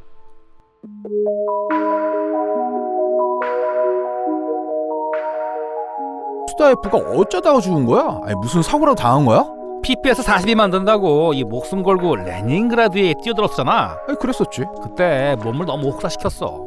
SG-43 중기관총을 만들다가 이 과로로 사망했던 고르노프랑 이게 비슷한 케이스였나? 더 심각했지. 당시 레닌그라드는 이 식량 창고까지 독일군 폭격에 불타서 이 먹을 게 굉장히 부족했어. 그런 와중에 SF는 1942년 말부터 1943년 6월까지 세스트로의 즈크 공구 공장에서 46,000정의 PPS-42를 만들어냈는데 이 극심한 스트레스 때문에 위궤양에 시달렸다고 하더라고. 수다이프가 1910년생이니까 그 당시면 30대 초반이었고 젊은 혈기로 그 지옥 같은 레닌그라드에서 버텨낸 거네. 그렇지.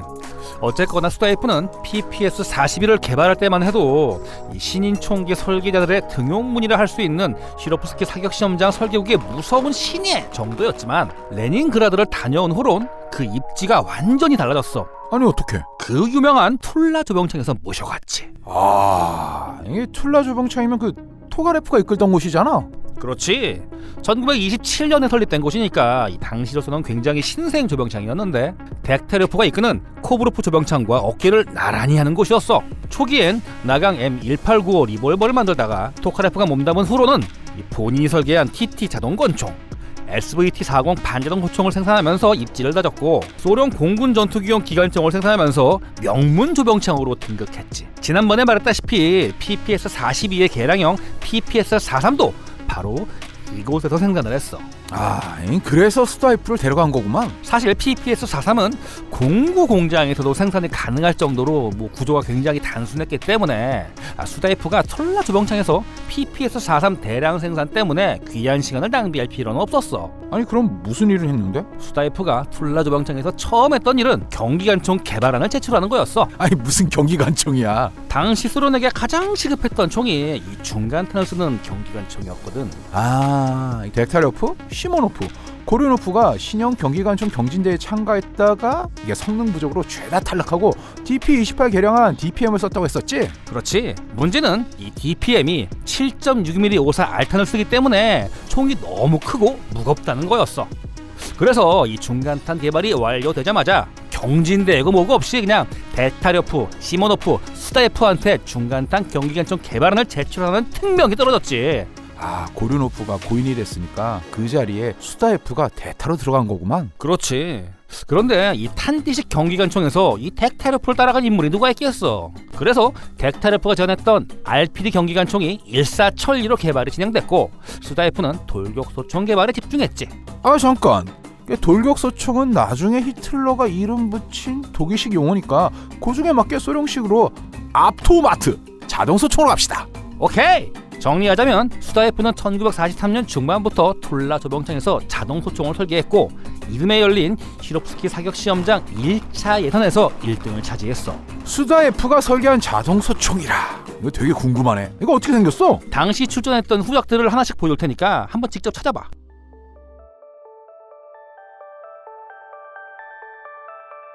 자, 1번 후보 출동!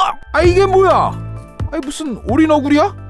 총구에서 샤프심이 나올 것 같은데? 이게 빼빼샤를 설계한 슈파긴의 작품이지. 아이고야, 이 양반이 빼빼샤의 영광에서 헤어나오지 못하고 있다는 증거가 바로 이 궤적이야. 하던 거 계속 했던 거네. 그렇지. 반동이 나름 센 중간탄을 쓰는 자동 소총인데 이 권총타 쓰는 기관 단총이나 쓸 법한 단순 블로백 방식을 쓰고 있어요. 와, 이거 약실 폐쇄를 어떻게 하려고? 총 터지겠는데? 실제로 315발 쏘고 총이 박살났어. 아, 슈파긴 실망해 실망. 다음. 자, 2번 후보. 어이구야, 이건 뭐 어디서 많이 봤다? 자동 소총이 아니라 브레인 경기관총 아니야 이거? 그렇지. 양각대도 달려있고 탄창도 위에 꽂고 엎드려 쏘기 좋겠네. 아니 근데 수다이프 B는 아니잖아. 너무 파쇼적이라고 해야 할까? 와, 잘 피해가는데.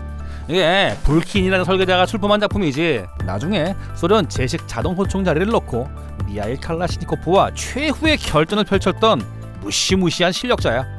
아, 총은 모르겠는데 인상은 진짜 살벌하다. 다음! 자, 시간 관계상 남은 후보작들을 쫙 보여줄 테니까 그 중에 하나 딱 찍어봐. 뭐가 이렇게 많아? 뭔 불퍼시계, 후라이팬 달린 총도 있네? 아, 후라이팬은 이거 덱타르프가 만든 총일 테니까 탈락! 아, 6번 이거 불법도 우리가 불법이랑 별로 안 좋은 기억이 있지? 불법 탈락! 그럼 남은 총들 중에서 제일 수다이프스러운 물건은 요거 3번 아니면 4번 같은데?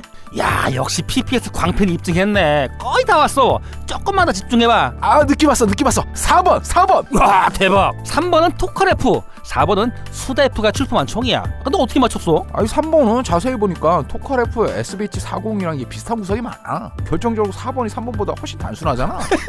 아니 단순한 게 최고요. 심플 이즈 베스트. 그렇지. 아, 근데 저 당시 자동수총 후보작들은 대부분 양각대가 달렸네. 야, 8구식이야? 잘 봤어. 독일군 돌격소총 STG-44가 경기관총처럼 운영 가능한 소총 컨셉이었다면 당시 소련군 자동소총은 소총처럼 운용 가능한 경기관총을 추구하는 컨셉이었지. 아니 그런데 수다이프의 AS44가 제일 좋은 평가를 받았음에도 불구하고 최종 우승컵을 거머쥐지 못했다면서. 그렇지. 1945년부터 이 파일럿 생산되면서 이 실전 테스트를 거쳤는데 조금 냉정한 평가가 나왔어. 일단 예상했던 대로 이 낙양소총보다 사거리와 명중률이 떨어진다는 의견이 많았어. 그리고 총이 5.6kg으로 너무 무겁고 이 양각대 없이 발사했을 땐 탄착군이 너무 퍼진다는 점도 좀 지적을 받았지. 결국 1946년 초부터 제2차 경진대회가 시작됐는데 수다이프가 개량형만 잘 만들어 제출하면 무리 없이 1등을 차지할 거라는 의견이 지배적이었어. 그런데 레닌그라드에서 발병한 위궤양이 너무 심해져서 이 병원에 입원해서 개량 작업을 쭉 이어가다가 1946년 8월 17일 34살의 나이로 세상을 떠났지. 아이고야, 천재는 박명이구나. 진짜 조국을 위해 목숨을 바쳤구만. 그런데 아까 후보작들 중에서 미하일 칼라시니코프가 설계한 것도 보이던데? 뭐? 아니 저거 7번 딱 보기에도 AK-47이랑 거의 똑같이 생겼구만. 아니 미하일이 설계한 거 맞지? 미하일은 무슨 쿠즈미체프라는 설계자가 설계한 거야? 이게 나중에 나온 AK-47이랑 굉장히 흡사한 디자인인데 AK 디자인은 사실상 이때 완성됐다고 보면 돼. 아니 그럼 AK 디자인은 미하일이 만든 게 아니었어? 이미 그런 디자인은 여러 디자이너들이 만들어둔 상태였지. 아니 그럼 미하일은 그 당시에 뭘 하고 있었던 거야? 시모노프한테 영혼까지 탈탈 털리고 있었지.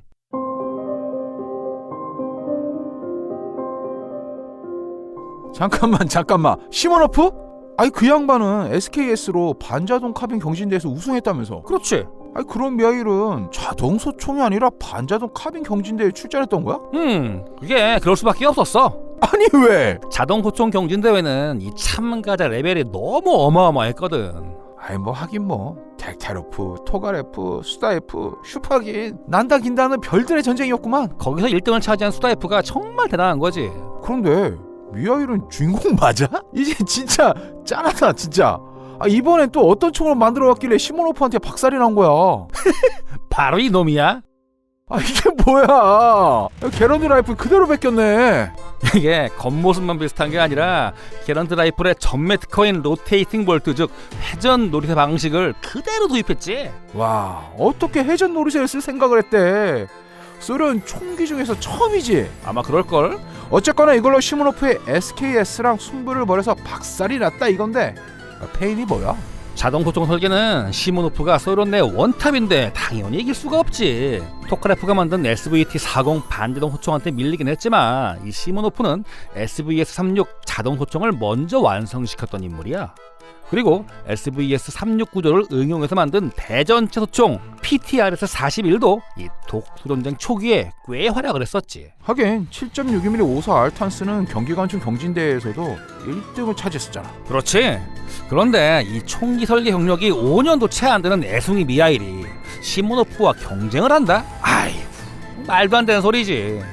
결국 1945년 시로프스키 사격 시험장 최종 테스트에서 시모노프의 SKS는 미하일의 SKK를 꺾고 우승을 차지했어. 아무리 미하일이 무서울 게 없는 신인이라고 해도 그 짧은 기간 동안 기관단총, 경기관총, 반자동 카빈 경진대회에서 연속으로 나가 떨어졌으면 정신적인 데미지가 만만치 않았을 것 같은데. 실제로 거의 멘붕이었지. 그런데 당시 자동소총 경진대회에서 독주 체제를 굳히고 있던 수다에프가 미하일한테 이런 얘기를 했어. 지금보다 총을 더 단순하게 만들고 쓸데없는 독창성만 포기하면 자동소총 경진대에서 자네가 우승할 수도 있을 거야. 네? 그게 무슨 말이죠? 자동소총이 뭐라고 생각하나? 글쎄요. 기관단총보다 강하고 기관총보다 가볍고 소총보다 빠른 총이지. 자넨 내가 아는 재능 있는 총기 설계자 중에서 그 세 가지를 다 만들어 본 유일한 사람이야.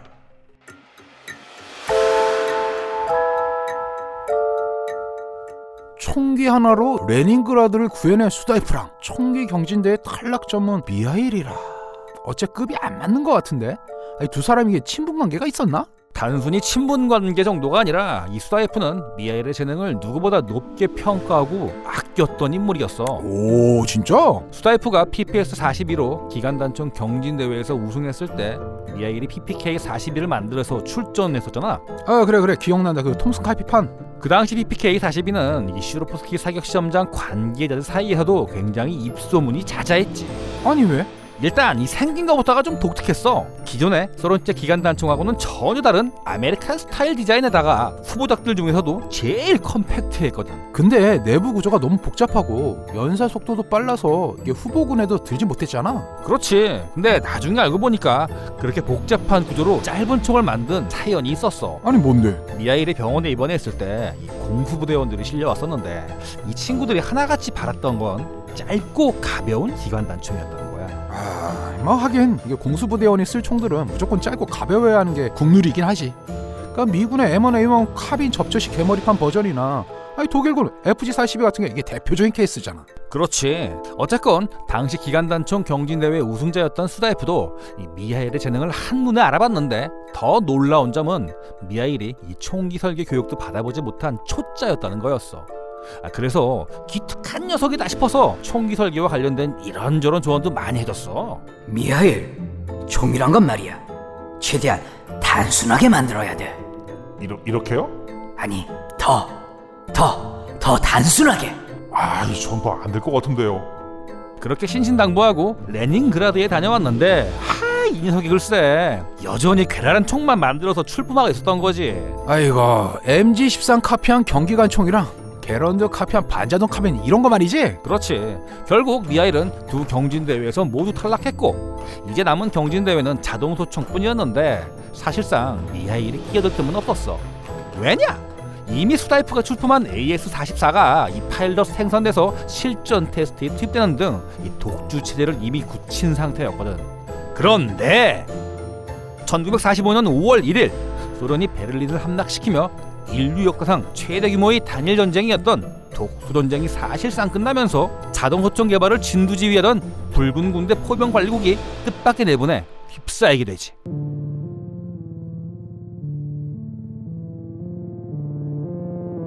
수다이프가 먹어 싹 갈아엎어야 합니다. 아니 왜요? 아니 이게 중간탄 쓰는 경기관총도 있는 마당에 양각대 달린 자동소총이라뇨. 너무 포지션이 겹친다 이겁니다. 이참에 양각대도 뜯어내서 무게도 줄이고 오픈 볼트 방식도 클로즈 볼트 방식으로 변경해서 반자동 사격 시 명중률을 확 끌어올려야 합니다. 그렇게 하면 지금 개발 중인 자동소총하고 이 반자동 카빈이 뭐가 다릅니까? 이 자동소총이란 건 완전 자동 사격을 주목적으로 하는 총입니다. 아무리 중간탄 반동이 약해졌다고 해도 이 권총탄하고는 차원이 달라요. 그런 총을 양각대도 없이 들고 쏜다? 하씨! 어디 한번 직접 쏴보시죠. 몸이 한번 버텨내다 봅시다. 아니 왜 저 양반들 뭐 때문에 저러는 거야? 만일 전쟁이 한창이었으면 AS-44를 뭐 계획대로 쭉 밀어붙여서 이 제식 자동소총으로 선정했을 텐데 전쟁이 끝나고 냉전의 시작과 동시에 보병 전술에 변화가 생기면서 자동소총 정체성에 대한 논란이 생긴 거지. 무슨 말인지 대충 알겠어. 그러니까 독일군은 통합형 화기 개념으로 중간탄과 SDG-44를 개발했는데 소련군은 중간탄을 만든 다음 경기관총, 반자동 카빈, 자동소총으로 쪼개서 개발하는 바람에 자동소총의 포지션이 이게 애매하게 겹쳐졌다 요거지. 그렇지. 애초에 붉은 군대 포병 관리국이 내세웠던 이 자동소총의 컨셉은 소총처럼 운용 가능한 경기관총이었어. 그래서 자동소총 경진대회에 출전했던 총기들은 대부분 이 양각대를 달고 오픈 볼트 방식으로 설계가 됐지. 그리고 그 중에서 수다이프의 AS-44가 1등을 차지했었어. 그런데 이 새로운 전술 교리에 따라서 실전 테스트를 해보니까 너무 무겁고 거추장스러워서 이 병사들이 불편을 호소했던 거지. 그래서 오랜 경론 끝에 자동소총 컨셉이 확 바뀌었어. 아니 어떻게? 소총처럼 운용 가능한 경기관총에서 소총처럼 운용 가능한 기관단총 컨셉으로 바뀌었지. 결국 양각대는 폐지되고 무게도 4.5kg 이하여야 한다는 조건이 추가됐지. 야 이거 우승을 코앞에 뒀던 수다이프 입장에서는 좀 억울했겠다. 억울한 게 문제가 아니라 본인의 몸 상태가 문제였지. 이미 위궤양이 굉장히 심해져서 설계 작업을 이 병원에서 하고 있었거든. 그래서 미하일한테 자동소총 경진대회에 참전하라고 이게 권했던 거구만. 사실 이 수다이프 외에도 미하일의 재능을 눈여겨보는 사람들이 굉장히 많았어.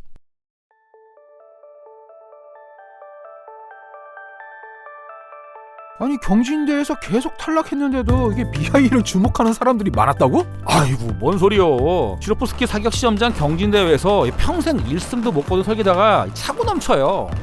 정확하게 말하자면 그 경진대회에 참가하는 것조차 이 쉬운 일이 아니지. 그걸 잊고 있었네.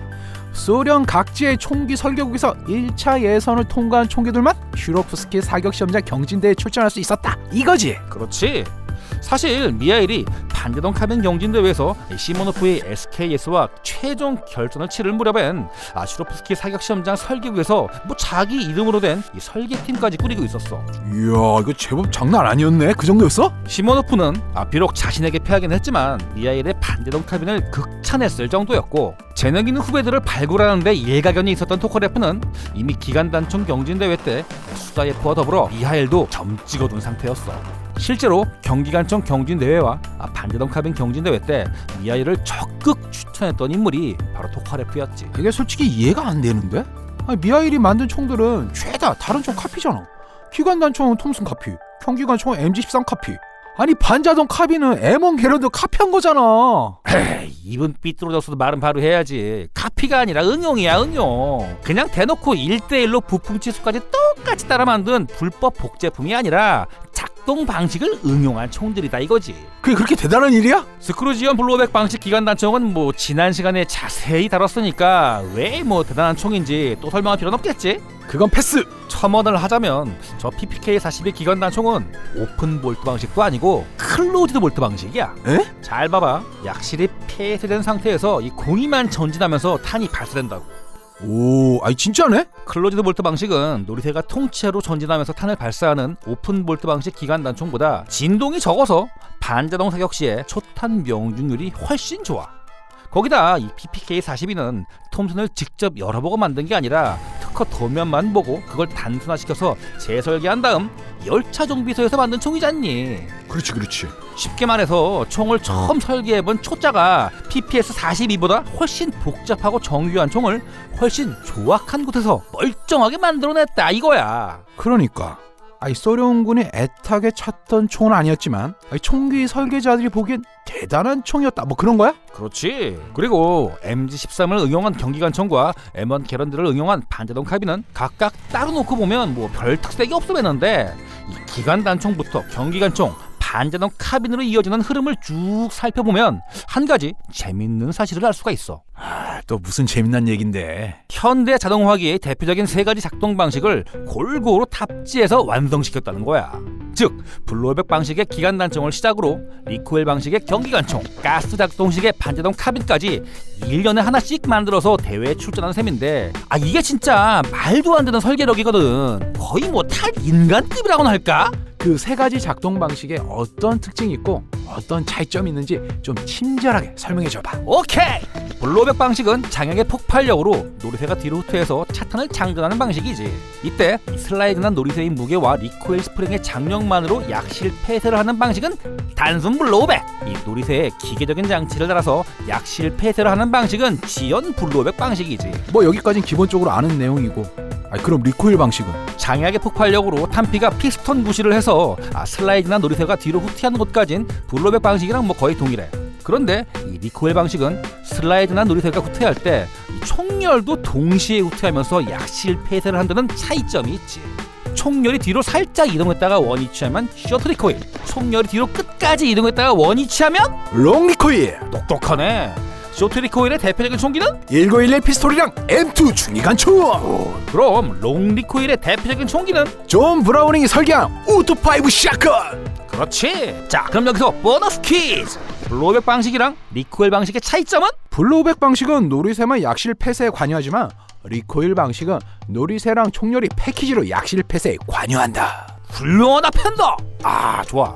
그럼 마지막으로 가스 작동식. 이게 사실 뭐 굉장히 흔한 거지. M16이나 AK-47을 생각하면 돼요. 이 방식은 격발하는 순간 놀이새가 일단 잠겨 있다가 탄자가 총광을 어느 정도 빠져나간 다음 가스가 역류해서 들어오는데, 이 센가스가 놀이새를 직접 후퇴시키는 방식을 가스 직동식이라고 하고, 역류한 가스가 피스톤을 움직여서 놀이새를 후퇴시키는 방식을 가스 피스톤 방식이라고 하지. 이때 가스 피스톤과 놀이새가 한 덩어리로 붙어서 피스톤이 장거리를 뛰는 방식을 롱 스트로크 가스 피스톤 방식이라고 하고, 가스 피스톤과 놀이새가 분리돼 있어서 피스톤이 단거리를 뛰는 방식을 쇼 스트로크 방식이라고 하죠. 결론적으로 말해서 미하일 칼라시니코프는 이 세 가지 변화무쌍한 작동 방식으로 작동되는 총을 1년에 하나씩 뚝딱뚝딱 만들어냈는데, 이게 총기 전문가들 레벨에서 보자면 무지막지하게 대단한 업적이었다, 이건가? 두말하면 잔소리지.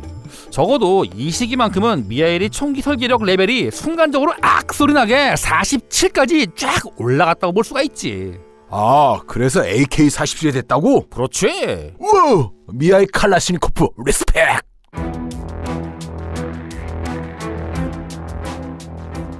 결국 미하일은 1945년부터 이 자동소총 설계에 착수해서 어김없이 1년 만에 프로토타입 자동소총 AK-46을 만들어내는 데 성공했어. 이렇게 AK 전설이 시작되는구만. 그 와중에 미하일은 친구이자 스승과도 같았던 스나이프를 먼 곳으로 떠나보내야 했고, 그로 인해 자동소총 경진대회 일정도 1946년 12월로 미뤄졌어. 그런데 그해 가을, 미하일에게 급작스러운 호출 명령이 떨어지지.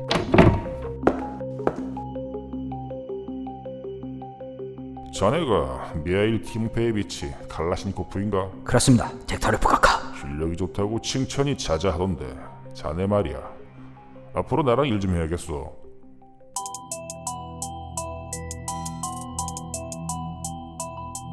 서슬퍼런 공산주의 국가 체제에서 스카우트 아니라니. 이건 그냥 명령이야. 그냥 오라는 거지. 영화 AK-47에도 그 내용이 좀 짧게 묘사되고 있더라고. 그러니까 영화에서는 미하일이 덱타리오프를 굉장히 이게 경계하는 것처럼 보이던데, 솔직히 너무 오바 아니야? 미하일이 아무리 주목받는 신예로 이게 떠올랐다고 해도 스나이프처럼 총기 경진대회에서 1등을 차지한 적도 없잖아. 그런 와중에 소련 총기계의 살아있는 전설 덱타리오프가 콜 했으면 영광으로 알고 달려가야지. 왜 저렇게 툴툴대는 거야? 영화에서는 좀 생략됐지만 이 미하일한테도 그럴 만한 사정이 있어요. 아니 뭔데? 저 당시 미하일은 수다이프가 사망하고 진행된 2차 자동소총 경진대회에서 본선을 통과한 상태였어. 오, 탈락 전문 미하일이 본선에 진출했다 이거야? 제법인데? 제법인데 정도가 아니라 진짜 살벌한 경쟁을 뚫고 올라갔지.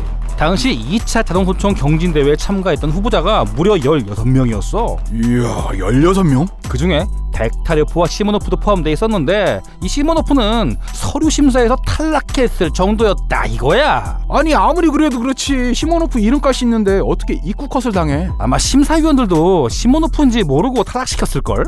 뭐야 블라인드 테스트였어? 채점의 공정을 기하는 차원에서 이 관련 서류를 전부 가명으로 제출하게 했거든. 그래서 미아이 같은 경우 이름과 중간 이름을 섞어서 믹팀이라는 가명으로 서류를 접수했지. 하여간 소련이 무기 선정 하나는 기가 막히게 공정했구만. 아니 근데 총기 경진대회에서 무슨 서류를 제출해? 아니 그냥 샘플 총 만들어서 제출하면 그만 아니야? 제식 대동소총 선정이 너무 지체되기도 했고 이 후보자들이 워낙 많아서 샘플총을 일일이 분석하려면 시간이 더 지체될 거 아니야. 그래서 설계 도면과 기술 문서 검토로 이 쭉정이들을 쫙 걸러냈지. 그 위대한 시모노프도 1차 서류 심사에서 쭉정이로 분류됐다 이거야? 그랬다니까. 아무튼 그렇게 서류 심사로 대체된 1차 예선에서 4명의 후보자들이 탈락했고 여기서 살아남은 후보자들이 실물 총기로 만들어져서 치열한 2차 예선을 치른 끝에 5개의 후보자들이 본선에 진출했는데 바로 이 총들이야. 1차 자동소총 경진대회 출전작에 비하면 이게 디자인이 굉장히 다듬어졌는데? 그렇지. 어디 보자. 이게 툴라 조병창 후보작이 2개, 슈로프스키 설계국이 2개, 코브로프 조병창만 하나네? 바로 그 상황에서 미하일한테 코브로프 조병창으로 이적하라는 명령이 떨어진 거지. 거기다가 이 설계자의 자유가 최대한 보장된 슈로프스키 설계국과는 달리 이 코브로프 조병창은 덱테로프의 영향력이 너무 강한 곳이어서 이 미하일 입장에서는 이 전출 명령이 좀 꺼림직할 수밖에 없었지. 아유 그래도 군대인데 어쩌겠어. 까라면 까야지. 그렇지. 결국 1946년 가을 미하일은 정들었던 슈로프스키 설계국을 떠나 팀원들과 함께 코브로프 조병창으로 이적을 해야 했지.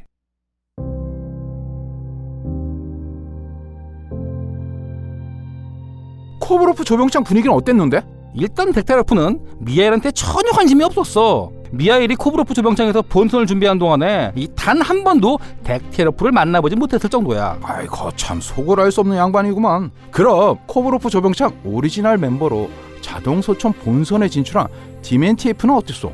미하일한테 좀 우호적이었었나? 디멘티에프 이 양반은 그 미하일하고 어릴 레벨이 아니었지. 그건 또 무슨 말이래? 디멘티에프는 레닌그라드 폴리테크닉 대학 출신의 인텔리에다가 드제르진스키 포병 아카데미 학장이자 총포 설계 분야의 권위자인 아나톨리 블라곤 라보프를 사사했고 1939년부터 코브로프 조병창에 들어와서 독후전쟁 초반엔 이 덱테로프와 함께 PTRD-41 대전체 소총을 같이 만들게 됐던 인물이야. 미하일을 영입한 이유가 딱 나오네. 뭔데? 페이스메이커 노릇하라고 부른 거구만. 에? 그러니까 미하일이 슈로프스키 사격시험장 출신이니까 아무래도 총기 테스트를 하는 위원들하고도 친분이 좀 있을 거 아니야. 그렇지. 그런 친분 관계를 이용해서 미하일이 정보를 뽑아와서 자기 총에다 적용하면 디멘티에프는 미하일이 만든 총을 분석해서 본인 총에다가 적용시키는 거 요거 아니겠어? 너 그 100% 내피셜이지. 내피셜이긴 한데 내 말이 맞을걸? 비슷하게 때려 맞췄어. 사실 미하일이 코브로프 조병창으로 올 때 제일 경계했던 게 그런 식의 기술 유출이었지. 미하일이 지금까지 남의 총을 카피하면 카피했지 기술 유출을 당할 만한 총을 만든 적이 없잖아. 미하일이 반자동 카빈 SKK를 만들 때 이 게런드 라이플의 회전식 노리쇠를 참고했다는 걸 알고 있지? 당연하지. 시모노프의 SKS에 밀려 이 제식 총기로 선정되진 못했지만 미하일은 자동소총 경진대회에 출전시킨 AK-46에도 꿋꿋하게 회전식 노리쇠 방식을 적용했다 이거야. 수다F가 미하일한테 자동소총 경진대회에서 우승하려면 쓸데없는 독창성을 포기하라고 그렇게 신신당부했는데 또 고집을 부렸구만. 근데 놀랍게도 2차 자동소총 경진대회 본선에 진출한 후보작 중에서 TKB-408만 틸팅 볼트 방식이었고 나머지는 죄다 회전 노리쇠 방식이었어. 근데 미하일도 회전 노리쇠 방식을 게런디 라이플에서 이게 무단으로 가져다 쓴 거잖아.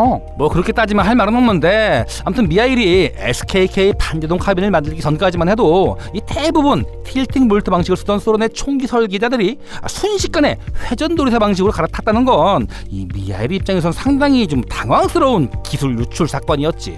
근데 얘기 듣다 보니까 갑자기 궁금해졌는데 회전 노리쇠 방식이 틸팅 볼트 방식보다 이게 좋아? 좋아. 그 부분은 나중에 AK-47의 그 DNA를 논하는 데 있어가지고 굉장히 중요한 얘기니까 잠깐 좀 짚고 넘어가자고.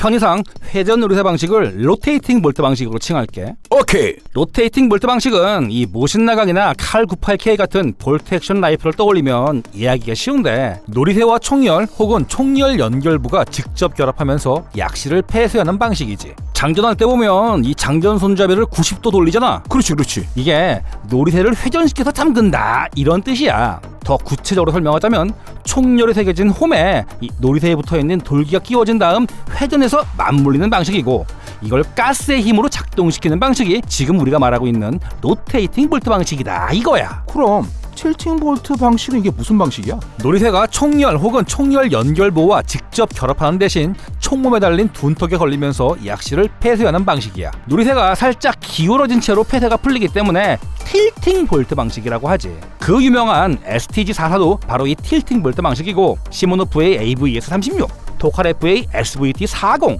그리고 시모노프의 SKS에 이어 수다이프의 AS44도 바로 이 방식을 사용했어. 그 당시 자동 소총 대부분이 틸팅 볼트 방식을 썼다고 보면 되겠구만. 그렇지. 그럼 질문에 대답을 해야지. 그 질문이 뭐였지? 그 로테이팅 볼트 방식이 틸팅 볼트 방식보다 더 좋아? 결론적으로 말하자면 그렇다고 볼 수가 있어. 그 첫 번째 이유는 일단 폐쇄하는 힘이 굉장히 강해. 하긴 로테이팅 볼트 방식은 총열이나 총열 연결부가 노리쇠와 대칭적으로 골고루 맞물리면서 폭발력을 버티지만, 틸팅 볼트 방식은 노리쇠의 바닥면만 총몸에 비대칭적으로 맞물리니까 폐쇄하는 힘이 상대적으로 약하겠구만. 그렇지.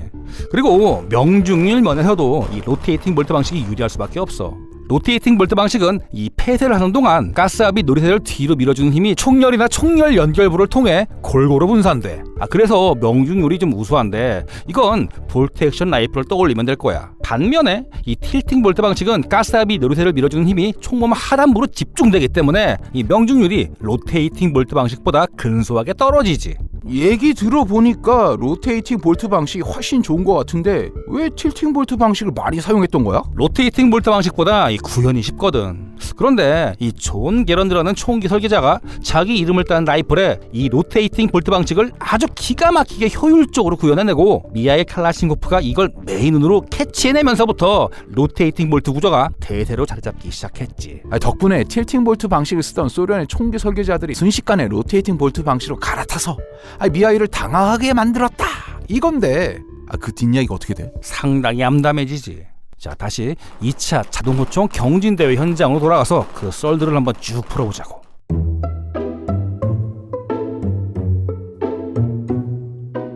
1946년 12월 2차 본선이 치러졌는데 1차적으로 탈락한 건 툴라 조병창 소속 코로포프가 설계한 TKB-408이었어. 총열 길이에 비해 총 전체 길이를 줄일 수 있는 불법식 총기의 장점이 있었지만 왼손잡이에 대한 배려가 없다는 치명적인 단점이 있었는데, 이걸 끝내 극복하지 못했지. 그리고 두 번째로 탈락한 건 시롭스키 설계국의 루카 비시니코프가 설계한 AR-46이었어. 투어 그립을 기본으로 장착해서 이 반자동 사격시 명중률이 제일 우수했고, 본선에 진출한 총들 중에서 가장 좋은 평가를 받기도 했던 총이었는데, 이 포어 그립 무게가 꽤 나가서 총 전체 무게가 4.65kg이나 나갔어. 4.5kg 이하여야 한다는 규정이 미달됐구만. 사실 뭐 150g 초반 정도는 큰 문제가 아니었고, 결론적으로 총의 성능이 문제였지.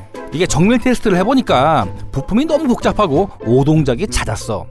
결국 그래서 탈락. 결국 결선에 진출한 건 툴라 조병창 소속 불킨의 AB-46과 코브로프 조병창 소속 미하일의 AK-46과 디멘티에프의 AD-46이었는데 1947년 5월에 치러진 1차 결선에서 AK-46이 탈락하는 사태가 벌어졌지.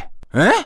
이유가 뭔데? AB-46과 AD-46은 롱스트로크 가스피스톤 방식을 썼는데 AK-46만 쇼스트로크 가스피스톤 방식을 썼던 거야. 쇼스트로크 가스피스톤 방식을 썼다고 탈락할 이유가 있나?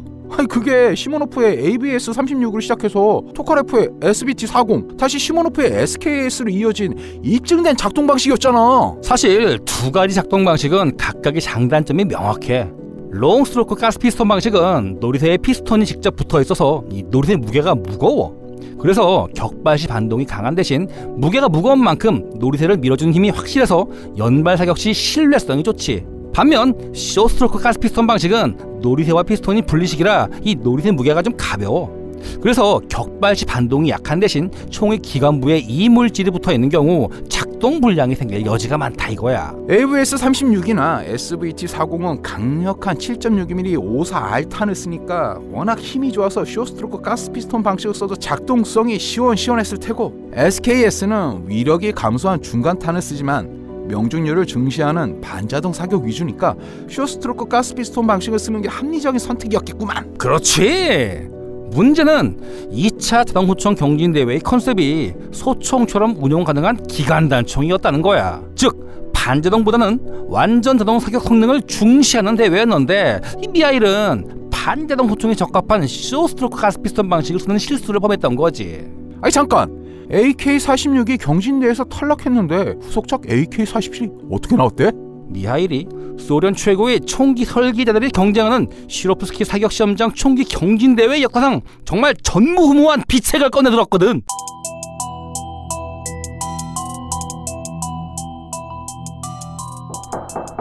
들어와.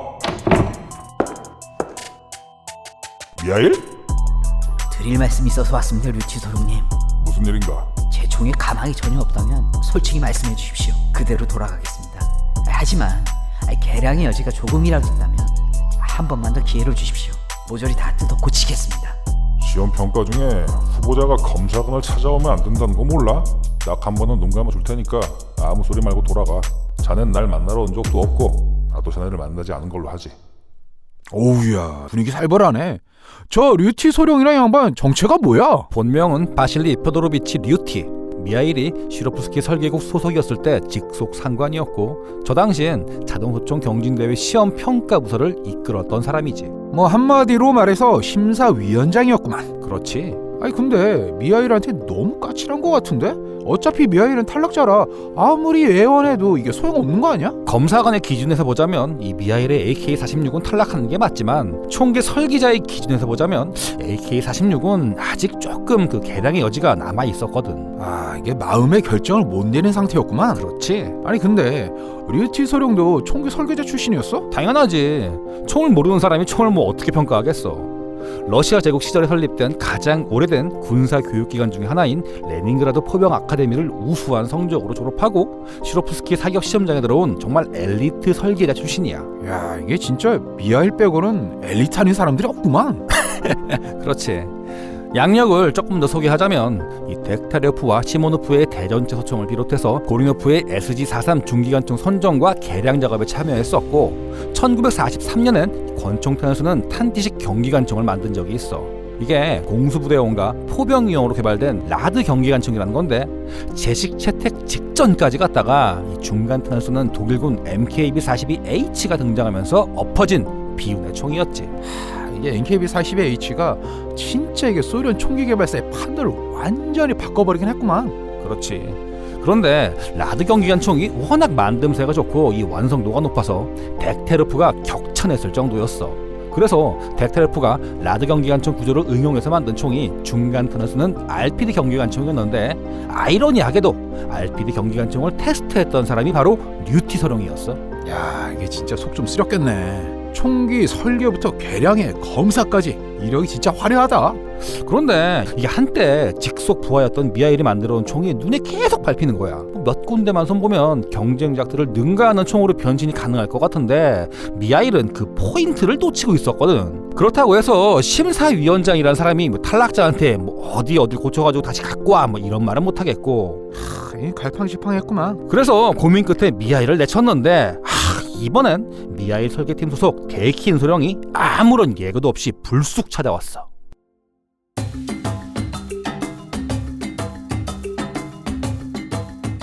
아유, 미하일이 다녀왔다는 얘기는 들었어. 아유, 이따 사과부터 할게. 재능은 많은데 아직 이런 쪽 일처리는 서툴러서 말이야. 탈락했다고 하니까 다짜고짜 자네한테 찾아간 것 같더구만. 자네도 말이야, 날 만나러 오면 규정 위반인 거 몰라? 아니 뭐 우리 팀이 이미 탈락했고 난 자네한테 청탁을 하러 온 것도 아닌데 뭘 그렇게 뻣뻣하게 울어. 그냥 오랜만에 친구 얼굴이나 보러 온 거라고. 어디 숨겨도 보드카 좀 없냐? 참, 미하일 그 녀석도 참 끈질기구만. 아니 뭐 안 되겠다 싶으니까 자네까지 보낸 거야? 아니 미하일을 보고 있으면 자네랑 이거 밤새 총 만들 때가 생각나더라고. 그래? 꽤나 열심인가 보네. 아유 뭐 덱탈로프 자구 밑에서 고군분투 중이지. 에이 뭐 다 지나간 일인데 내가 심사위원장한테 쓸데없는 소리를 다 하는구만. 아 술이나 들자고. 저 데이킨 소령이랑 류티 소령은 어떤 사이야? 꽤 친한 것 같은데? 시로프스키 설계국 동기 사이야. 류티 소령이 라드 경기관총을 만들 때 이 설계국 동기였던 아파나시에프와 이 데이킨과 공동으로 만들었는데, 라드 경기관총의 약자 LAT는 이 세 사람의 이름에서 딴 명칭이지. 이야, 이게 밤새 같이 만들었다는 총이 라드 경기관총을 말하는 거구만. 그렇지. 라드 경기관총이 엎어진 다음에 이 류티 소령은 총기 경진대회 검사관으로 보직이 바뀌었고, 데이킨 소령은 미하일 설계팀에서 미하일을 보조하는 역할을 했어. 아니, 그럼 류티 소령 말처럼 미하일이 데이킨을 보낸 거야? 그건 나도 좀 정확하게 모르겠어. 그런데 미하일과 데이킨이 단순히 설기자와 조수 사이가 아니라 평생 절친으로 지냈을 정도였고, 데이킨과 류티가 동기였으니까 데이킨이 자청해서 류티를 찾아갔다고 보는 게 상식적인 추론이지. 뭐 어쨌거나 미하일은 우여곡절 끝에 2차 결선에 진출하게 돼. 아이 잠깐, 그럼 규정 위반 아니야? 미하일의 AK-46을 누르고 결선에 진출했던 디멘티에프의 AD-46과 불킨의 AB-46도 아직 기준 미달이었어.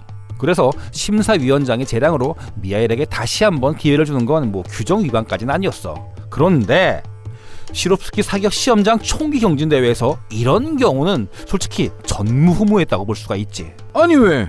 경쟁에 참가하는 후보자들은 대부분 정규 교육 과정을 우수한 성적으로 졸업한 엘리트 출신들이라 자기 총에 대한 자부심이 굉장히 대단했어. 그래서 탈락 통보를 받았다고 해서 미하일처럼 재심을 요청한다는 건 진짜 자존심이 용납하지 않았지. 그럼 미하일은 자존심도 없었다는 거야? 글쎄, 이게 자존심보다는 우승을 향한 그 절박함이 훨씬 강했다고 봐야지. 당시 자동소총 경진대회의 유력한 우승 후보였던 불킨도 총의 명중률은 뛰어나지만 내구성에 문제가 있으니 보강을 해오라는 통보를 받았는데 이 양반이 불같이 화를 냈다고 하더라고. 아이고야, 다들 성격이 까칠했네. 반면에 극적으로 부활에 성공한 미하일은 시키는 건 뭐든지 다 할 준비가 돼 있었어.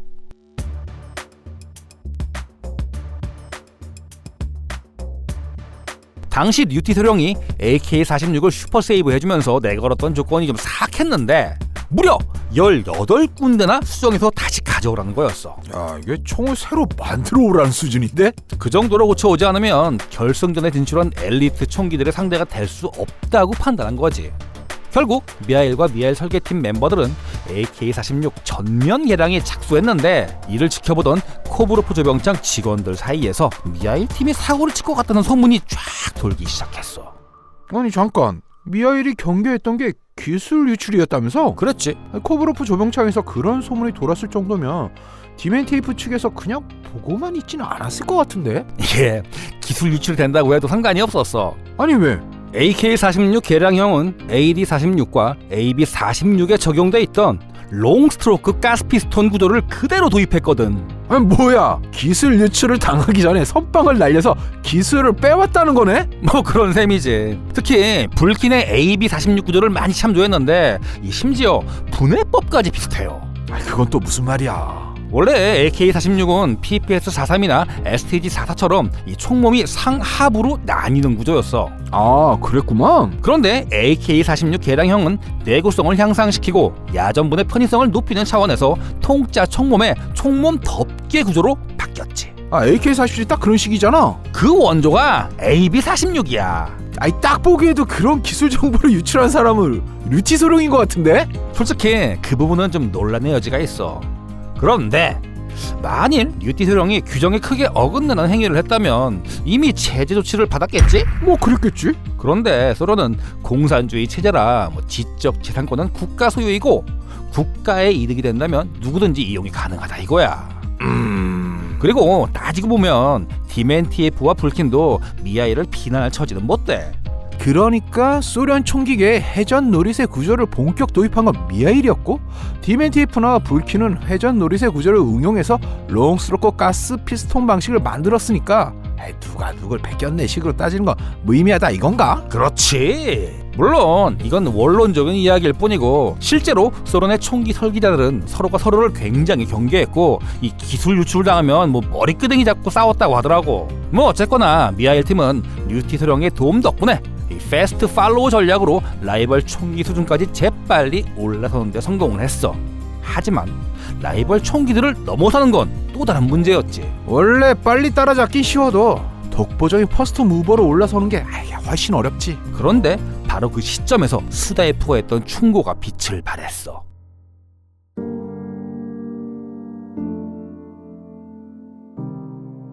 지금보다 총을 더 단순하게 만들고 쓸데없는 독창성만 포기하면 자동소총 경진대에서 자네가 우승할 수도 있을 거야. 어차피 독창성으로 승부를 볼 여지가 사라졌으니까 최대한 단순하게 구현하는 걸로 승부를 봤다, 이건가? 바로 그거야. 수다이프의 조언이 적용된 대표적인 부분이 AK-47의 조정관이야.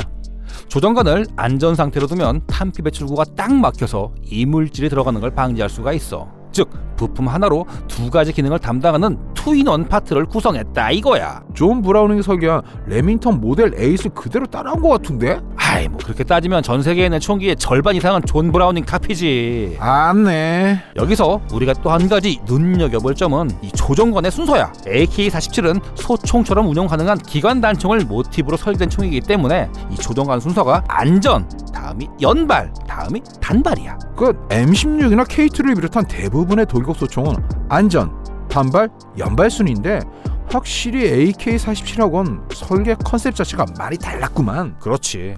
아무튼 이 시기부터 미하일은 설계실에 붙어있는 시간보다 사격장에 나가서 일하는 시간이 훨씬 많아졌어. 아니 왜? 총기검사위원장인 뉴티스롱의 예리한 지적 덕분에 현장에서 총을 테스트하는 사람들의 의견이 얼마나 중요한지 알게 됐거든. 그래서 AK-46 개량형 자체 테스트를 할 땐 사격장에 빠짐없이 쫓아가서 검사원들의 일거수일투족을 지켜보고 의견을 경청했지. AK가 쉽게 만들어준 총이 아니었구만. 결국 그렇게 각고의 노력 끝에 1947년 11월 AK-46의 개량형 AK-47이 완성됐어.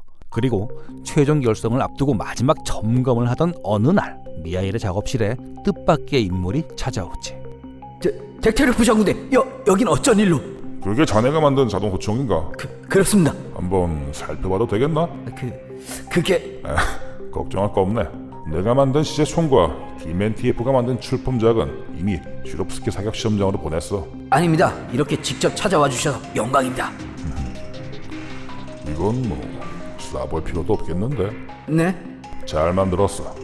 내가 만든 총은 사격 시험장이 아니라 박물관에 보내는 편이 나았을 것 같구만. 그동안 고생 많았네, 칼라시니코프.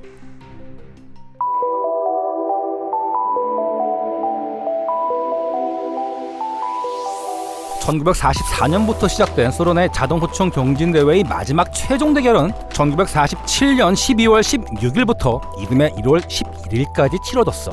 툴라 조병창의 불키는 AD-46의 최종 개량형을 출전시켰고, 코브로프 조병창의 디멘티에프는 AD-46 개량형을, 그리고 미하일은 AK-47의 두 번째 시제품을 출전시켰지. 덱테로프가 극찬했던 총이 바로 그 총이구만. 그렇지.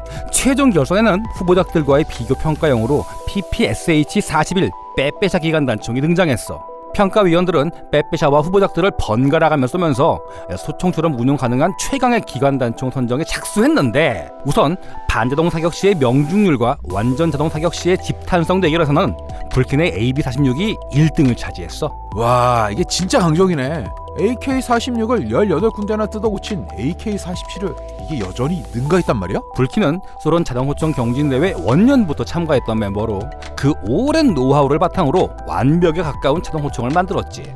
자동소총 경진대회 심사위원장 류티 소령도 미하일에게 AB-46을 롤모델로 제시했을 정도로 클래스가 남달랐던 총이었어. AK-47은 AB-46을 거의 그대로 베껴서 만들었다면서? 그렇지. 덕분에 분해 조립의 편의성과 유지보수의 간편함 항목에선 AB-46과 AK-47이 동점이었어. 그런데 이 비정상적인 조건에서 사격할 땐 AK-47이 1등을 차지했지. 비정상적인 조건? 윤활유를 뿌려가면서 수천 발을 쏘거나, 총을 얼리거나, 시멘트 바닥에 내동댕이 친 다음 쏘거나, 혹은 이 물이나 흙구덩이에 담근 다음 사격하는 아주 굉장히 혹독한 테스트야. AB-46은 부품에 과도한 마모가 발생하면서 이 격발 불량이 나고 탄피 배출이 안 됐는데, 이건 디멘티에프의 AD-46도 마찬가지였어. 그런데 유독 이 AK-47만 멀쩡하게 작동하는 거야. 이유가 뭔데? 작동부 사이에 적당한 유격을 두고 설계했기 때문이지. 즉 미하일은 정밀한 총보다는 고장나지 않는 총에 중점을 둬서 설계했다 이거야. 반면 불키는 이 정밀한 총에 이 중점을 둬서 설계했기 때문에 작동부에 유격이 거의 없어서 이 총을 험하게 다루는 상황에서는 제 성능을 발휘할 수가 없었어. 정상적인 조건에서는 AB46이 우세했고 비정상적인 조건에서는 AK47이 우세했다는 건데 아니 사실 둘 다 일장일단 있잖아. 그럼에도 불구하고 이 평가위원들은 AK47에 더 높은 점수를 줬는데 이건 소련군 병사들의 특성을 고려한 결과라고 볼 수 있지. 아니 그건 또 무슨 말이래? 2차 대전이 끝나고 이 냉전이 시작되면서 소련군은 자유진영과 조만간 크게 한판 이 전쟁을 벌일 거라고 예상하고 있었어.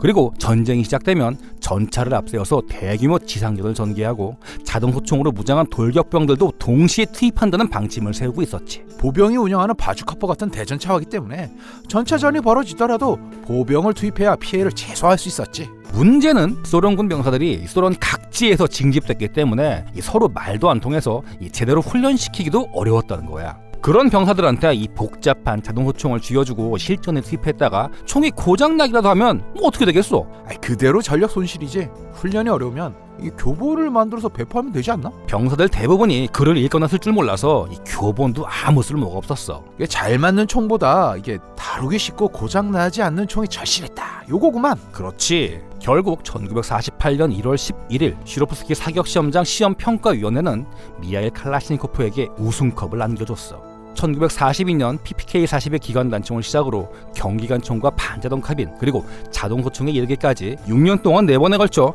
슈로프스키 사격시험장 총기 경진대회의 문을 두드렸던 미하일이 최초로 우승을 거두는 순간이자 AK-47의 전설이 시작되는 출발점이었지.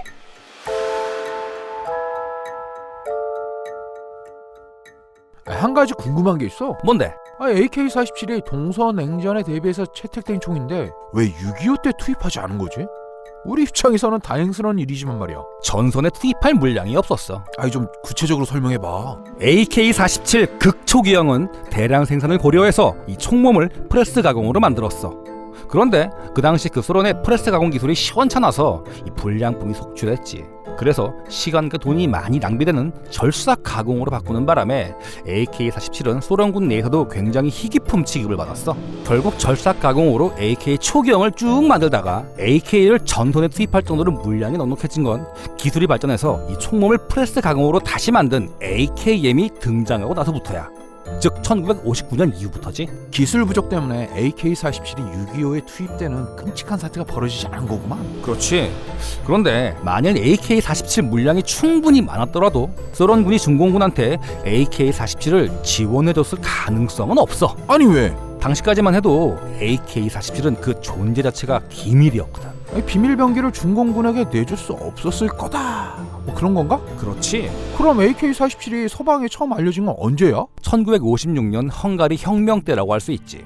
당시 헝가리 시민들은 소련을 등에 업고 이 철권 통치를 하는 공산 정권에 맞서 대규모 시위를 벌였는데 이 보안군이 유혈 진압을 해버렸어. 아이고야. 뭐 시민들이 가만히 당하고 있을 수는 없잖아. 그래서 무기 창고에서 빼빼샤를 탈취하고 이 몰로토프 칵테일을 만들어서 극렬하게 저항했는데 소련군이 개입하면서 사태가 걷잡을 수 없이 심각해졌지. AK가 투입된 거구만. 당시 소련군은 비밀병기 AK까지 투입할 생각은 없었어. 처음엔 뭐 전차와 빼빼샤로 이 시민군과 상대했지. 아니 전차? 환장하겠네. 그런데 이 시민들의 저항이 워낙 거세서 이 소련군 사망자가 속출하는 거야. 그래서 결국 AK-47을 투입한 끝에 2주 만에 혁명을 진압했는데 이 양측 합해서 3,000명의 사망자와 실종자가 발생하는 엄청난 피해가 발생했지. 와 이게 진짜 아이러니하네. 빼빼샤 후속으로 개발한 게 이게 AK-47인데 두 총끼리 유혈 난투를 벌였다는 거야? 두 총이 한 팀이 돼서 싸우기도 했어. 아니 그건 또 무슨 말이야? 헝가리 혁명 당시 이 빼빼샤와 AK-47로 무장하고 소련군과 맞서 싸운 혁명의 아이콘들이 있어. 아 그래? 한 명은 당시 시위에 참가했다가 총에 맞아 숨진 15세 소녀 셸렛이 에리카야. 아 저렇게 어린 애가 빼빼샤를 들고 싸웠다고? 그리고 또 다른 한 명은 당시 22살이었던 요제프 티보르 페제스라는 청년이야. 소련군으로부터 노획한 AK-47을 들고 찍은 사진인데 이 AK-47의 존재를 서방에 알린 최초의 사진이 바로 이 사진이야. 아 이게 기념비적인 사진이구만. 아니 그래서 이 요제프란 청년은 어떻게 됐어? 혁명이 끝난 다음 보안군 장교 살해와 국가전복 혐의 및 국가재산 절도 혐의, 즉 AK-47 절도 혐의로 헝가리 법정에서 사형 선고를 받고 형장이 이슬로 사라졌지. 아이고, 그러니까 AK를 든 최초의 사진이 AK 미래를 예고하는 사진이었구만. 그게 뭔 말이야? AK-47이 나중에 혁명의 상징으로 이게 자리 잡잖아. 아, 뭐 그렇게 볼 수 있겠네. 아무튼 AK-47은 헝가리 혁명을 통해 이 서방 세계에 알려진 뒤에 점차 베일을 벗고 도장 깨기에 나서게 되는데 그 첫 번째 타겟은 SKS였어.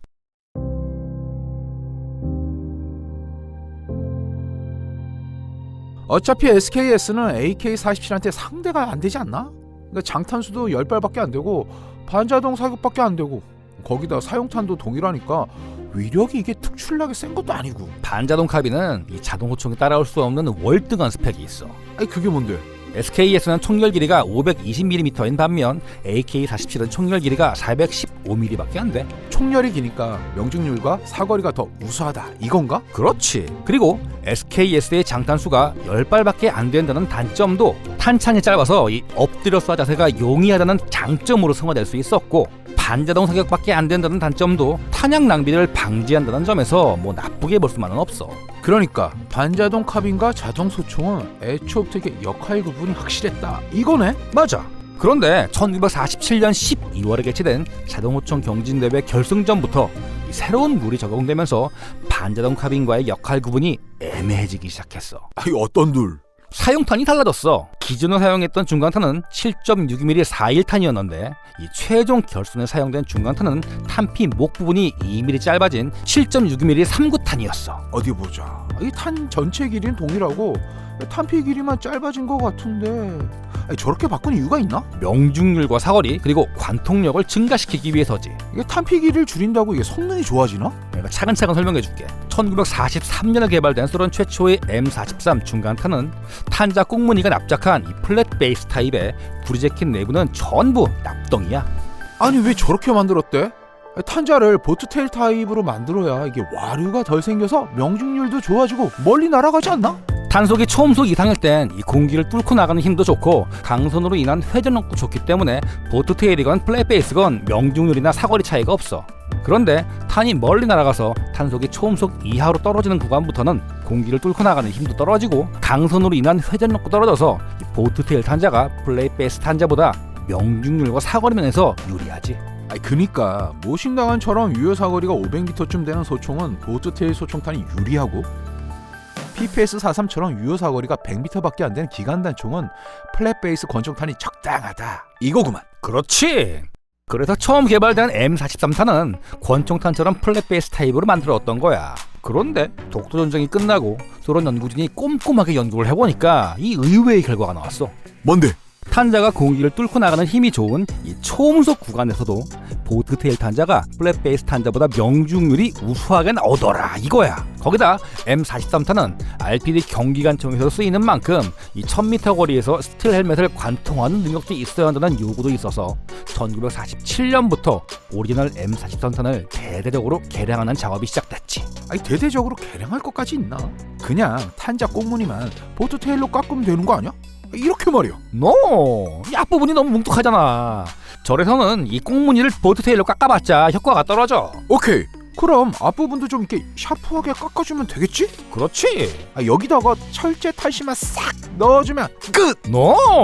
가뜩이나 여기저기 깎아서 탄자가 가벼워졌는데 나보다 비중이 낮은 철제 탄심까지 넣어봐. 이거 어떻게 되겠어? 너무 이게 가벼워지려나? 당연하지. 오리지널 M43 탄자 무게에 맞춰서 개발된 이 SKS나 RPD는 탄도가 뭐 엉망이 돼버린다고. 탄자 무게를 일치시켜야 한다 이건데 이게 탄자 길이를 늘리면 되겠네. 그렇지. 그런데 여기서 또 한 가지 문제가 생겨. 근데 이번엔 또 무슨 문제인데? 그림을 잘 봐봐. 새로 만든 보트테일 탄자는 앞부분이 훨씬 뾰족해요. 그래서 이걸 기존의 탄피에 끼우면 이 탄피 목 부분에 빈틈이 생겨.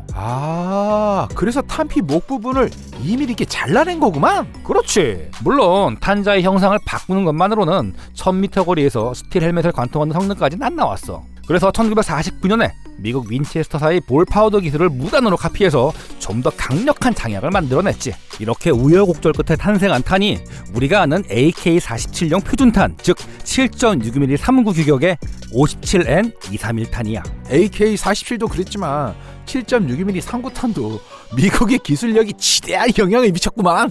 이거 서로 돕고 사는 거지. 아무튼 이 신형 중간탄 덕분에 AK-47의 유효사거리는 기존의 250m에서 350m로 퀀텀 점프를 해버렸어. 물론 SKS의 유효사거리도 400m로 증가하긴 했지만 이 소련이 독소전쟁을 치러본 결과 이 실제 교전거리는 300m 내외였기 때문에 SKS만의 장점은 희석돼 버렸지. 결국 AKM이 대량 생산 체제에 들어간 이후 SKS는 이선으로 밀려나고 AKM이 소련군 주력 소총 자리를 꿰차게 됐지. 이게 도장 깨기에 성공했구만. 그런데 뒤늦게 발동이 걸린 미하일의 폭주는 여기서 그치지 않았어.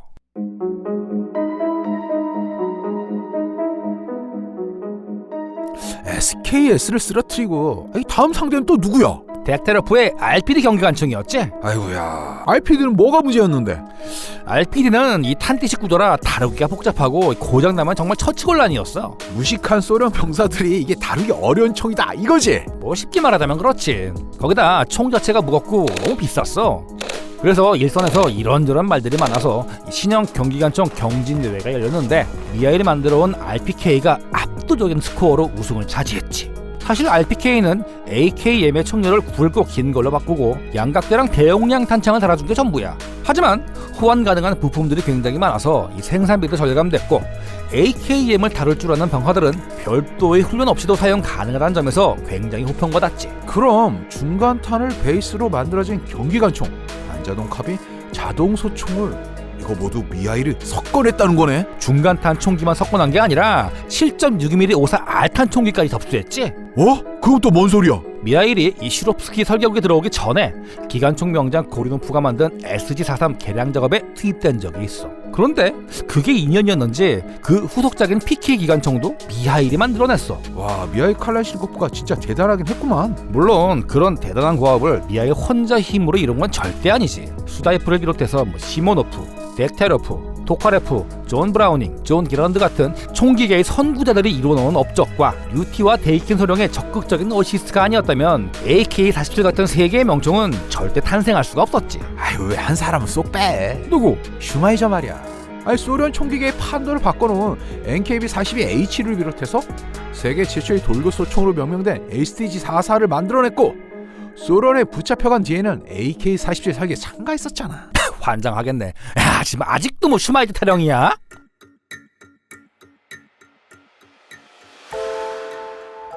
결론부터 말하자면 슈마이저가 AK-47 설계에 관여했다는 얘기는 전혀 사실무근이야. 그럼에도 불구하고 자꾸 그런 썰이 도는데 그 이유부터 한번 파헤쳐보자고. 오케이! 슈마이저가 소련에 끌려와서 1946년부터 1952년까지 근무했던 곳이 이젬스크 조병창이었어. 그런데 AK-47이 양산된 곳은 이젬스크에 있는 제524호 자동차 공장이었지.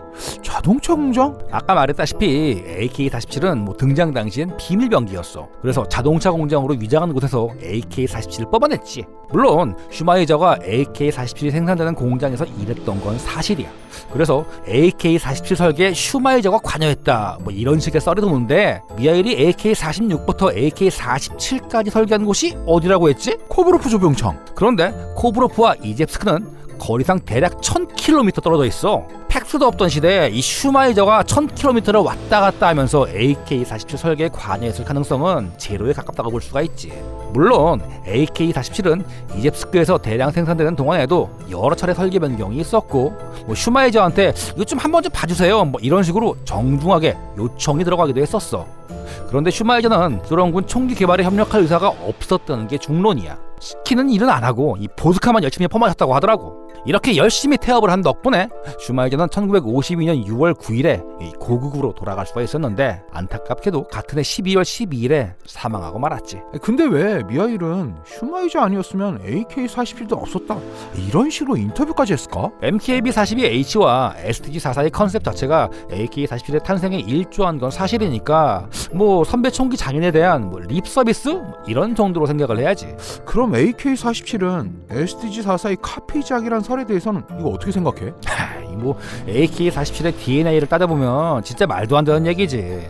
STG-44는 틸팅 볼트 구조의 롱스트로크 가스피스톤 방식으로 작동되는 총이야. 그런데 미하일이 처음 설계했던 자동소총 AK-46은 회전 누리쇠 구조의 쇼스트로크 가스피스톤 방식이잖아. 구조적으로도 완전히 다른 총이다. 그렇지. 그나마 AK-47은 롱스트로크 가스피스톤 방식이지만 이건 슈마이저의 STG-44를 따라한 게 아니라 불킨의 AB-46을 따라한 거지. 아, 그렇네. 사실 AK-47은 STG-44의 카피작이다 이런 소리를 들었을 때 제일 불같이 화낼 사람은 불킨이야. 아니 뭐 듣고 보니까 그렇네. 암튼 긴 시간에 걸쳐 미하일 칼라시니코프가 AK-47을 어떻게 만들어내고 소련 총기 개발사를 어떤 식으로 바꿔놨는지 살펴봤는데 많은 이들의 도움이 있었지만 AK-47이 탄생할까지 제일 빛을 발했던 건 뭐니 해도 미하일 칼라시니코프의 천재적인 재능 때문이겠지? 총을 설계하는 재능이 천재적이었던 사람들은 차고 넘쳐. 앞서 언급했던 수다예프나 시모노프, 덱타리오프, 토카레프, 존 게런드, 슈마이저 같은 사람들은 어떤 면에서 보자면 미하일 칼라시니코프의 재능을 뛰어넘는 사람들이었지. 하지만 미하일 칼라시니코프에겐 이들과 차별화된 특별한 능력이 하나 더 있었어. 아니 뭔데? 다른 이들의 의견을 경청하는 능력이었지. 미하일은 다른 총기 설계자와 달리 이 심오한 성능을 갖춘 나만의 총 이런 거에 대한 관심이 전혀 없었어. 총을 사용하는 병사들의 의견에 한없이 귀를 기울였고 그들이 바라는 건 최대한 설계에 반영하려고 애썼지. 자동소총 경진대회 최종 결승에서 불킨의 AB-46을 꺾은 비결도 미하일의 듣기 능력 덕분이었고 이후 군대 지원하기 RPK와 다목적 기관총 PK를 개발할 때도 미하일의 듣기 능력은 빛을 발했어. 소련은 물론 전 세계 총기 개발사의 판도를 바꿔버린 핵심이 바로 그거였구만. 그렇지. 고생했고 앞으로도 알차고 재밌는 총 이야기로 찾아뵙도록 하겠습니다. 지금까지 팬더 관장이었습니다. 감사합니다.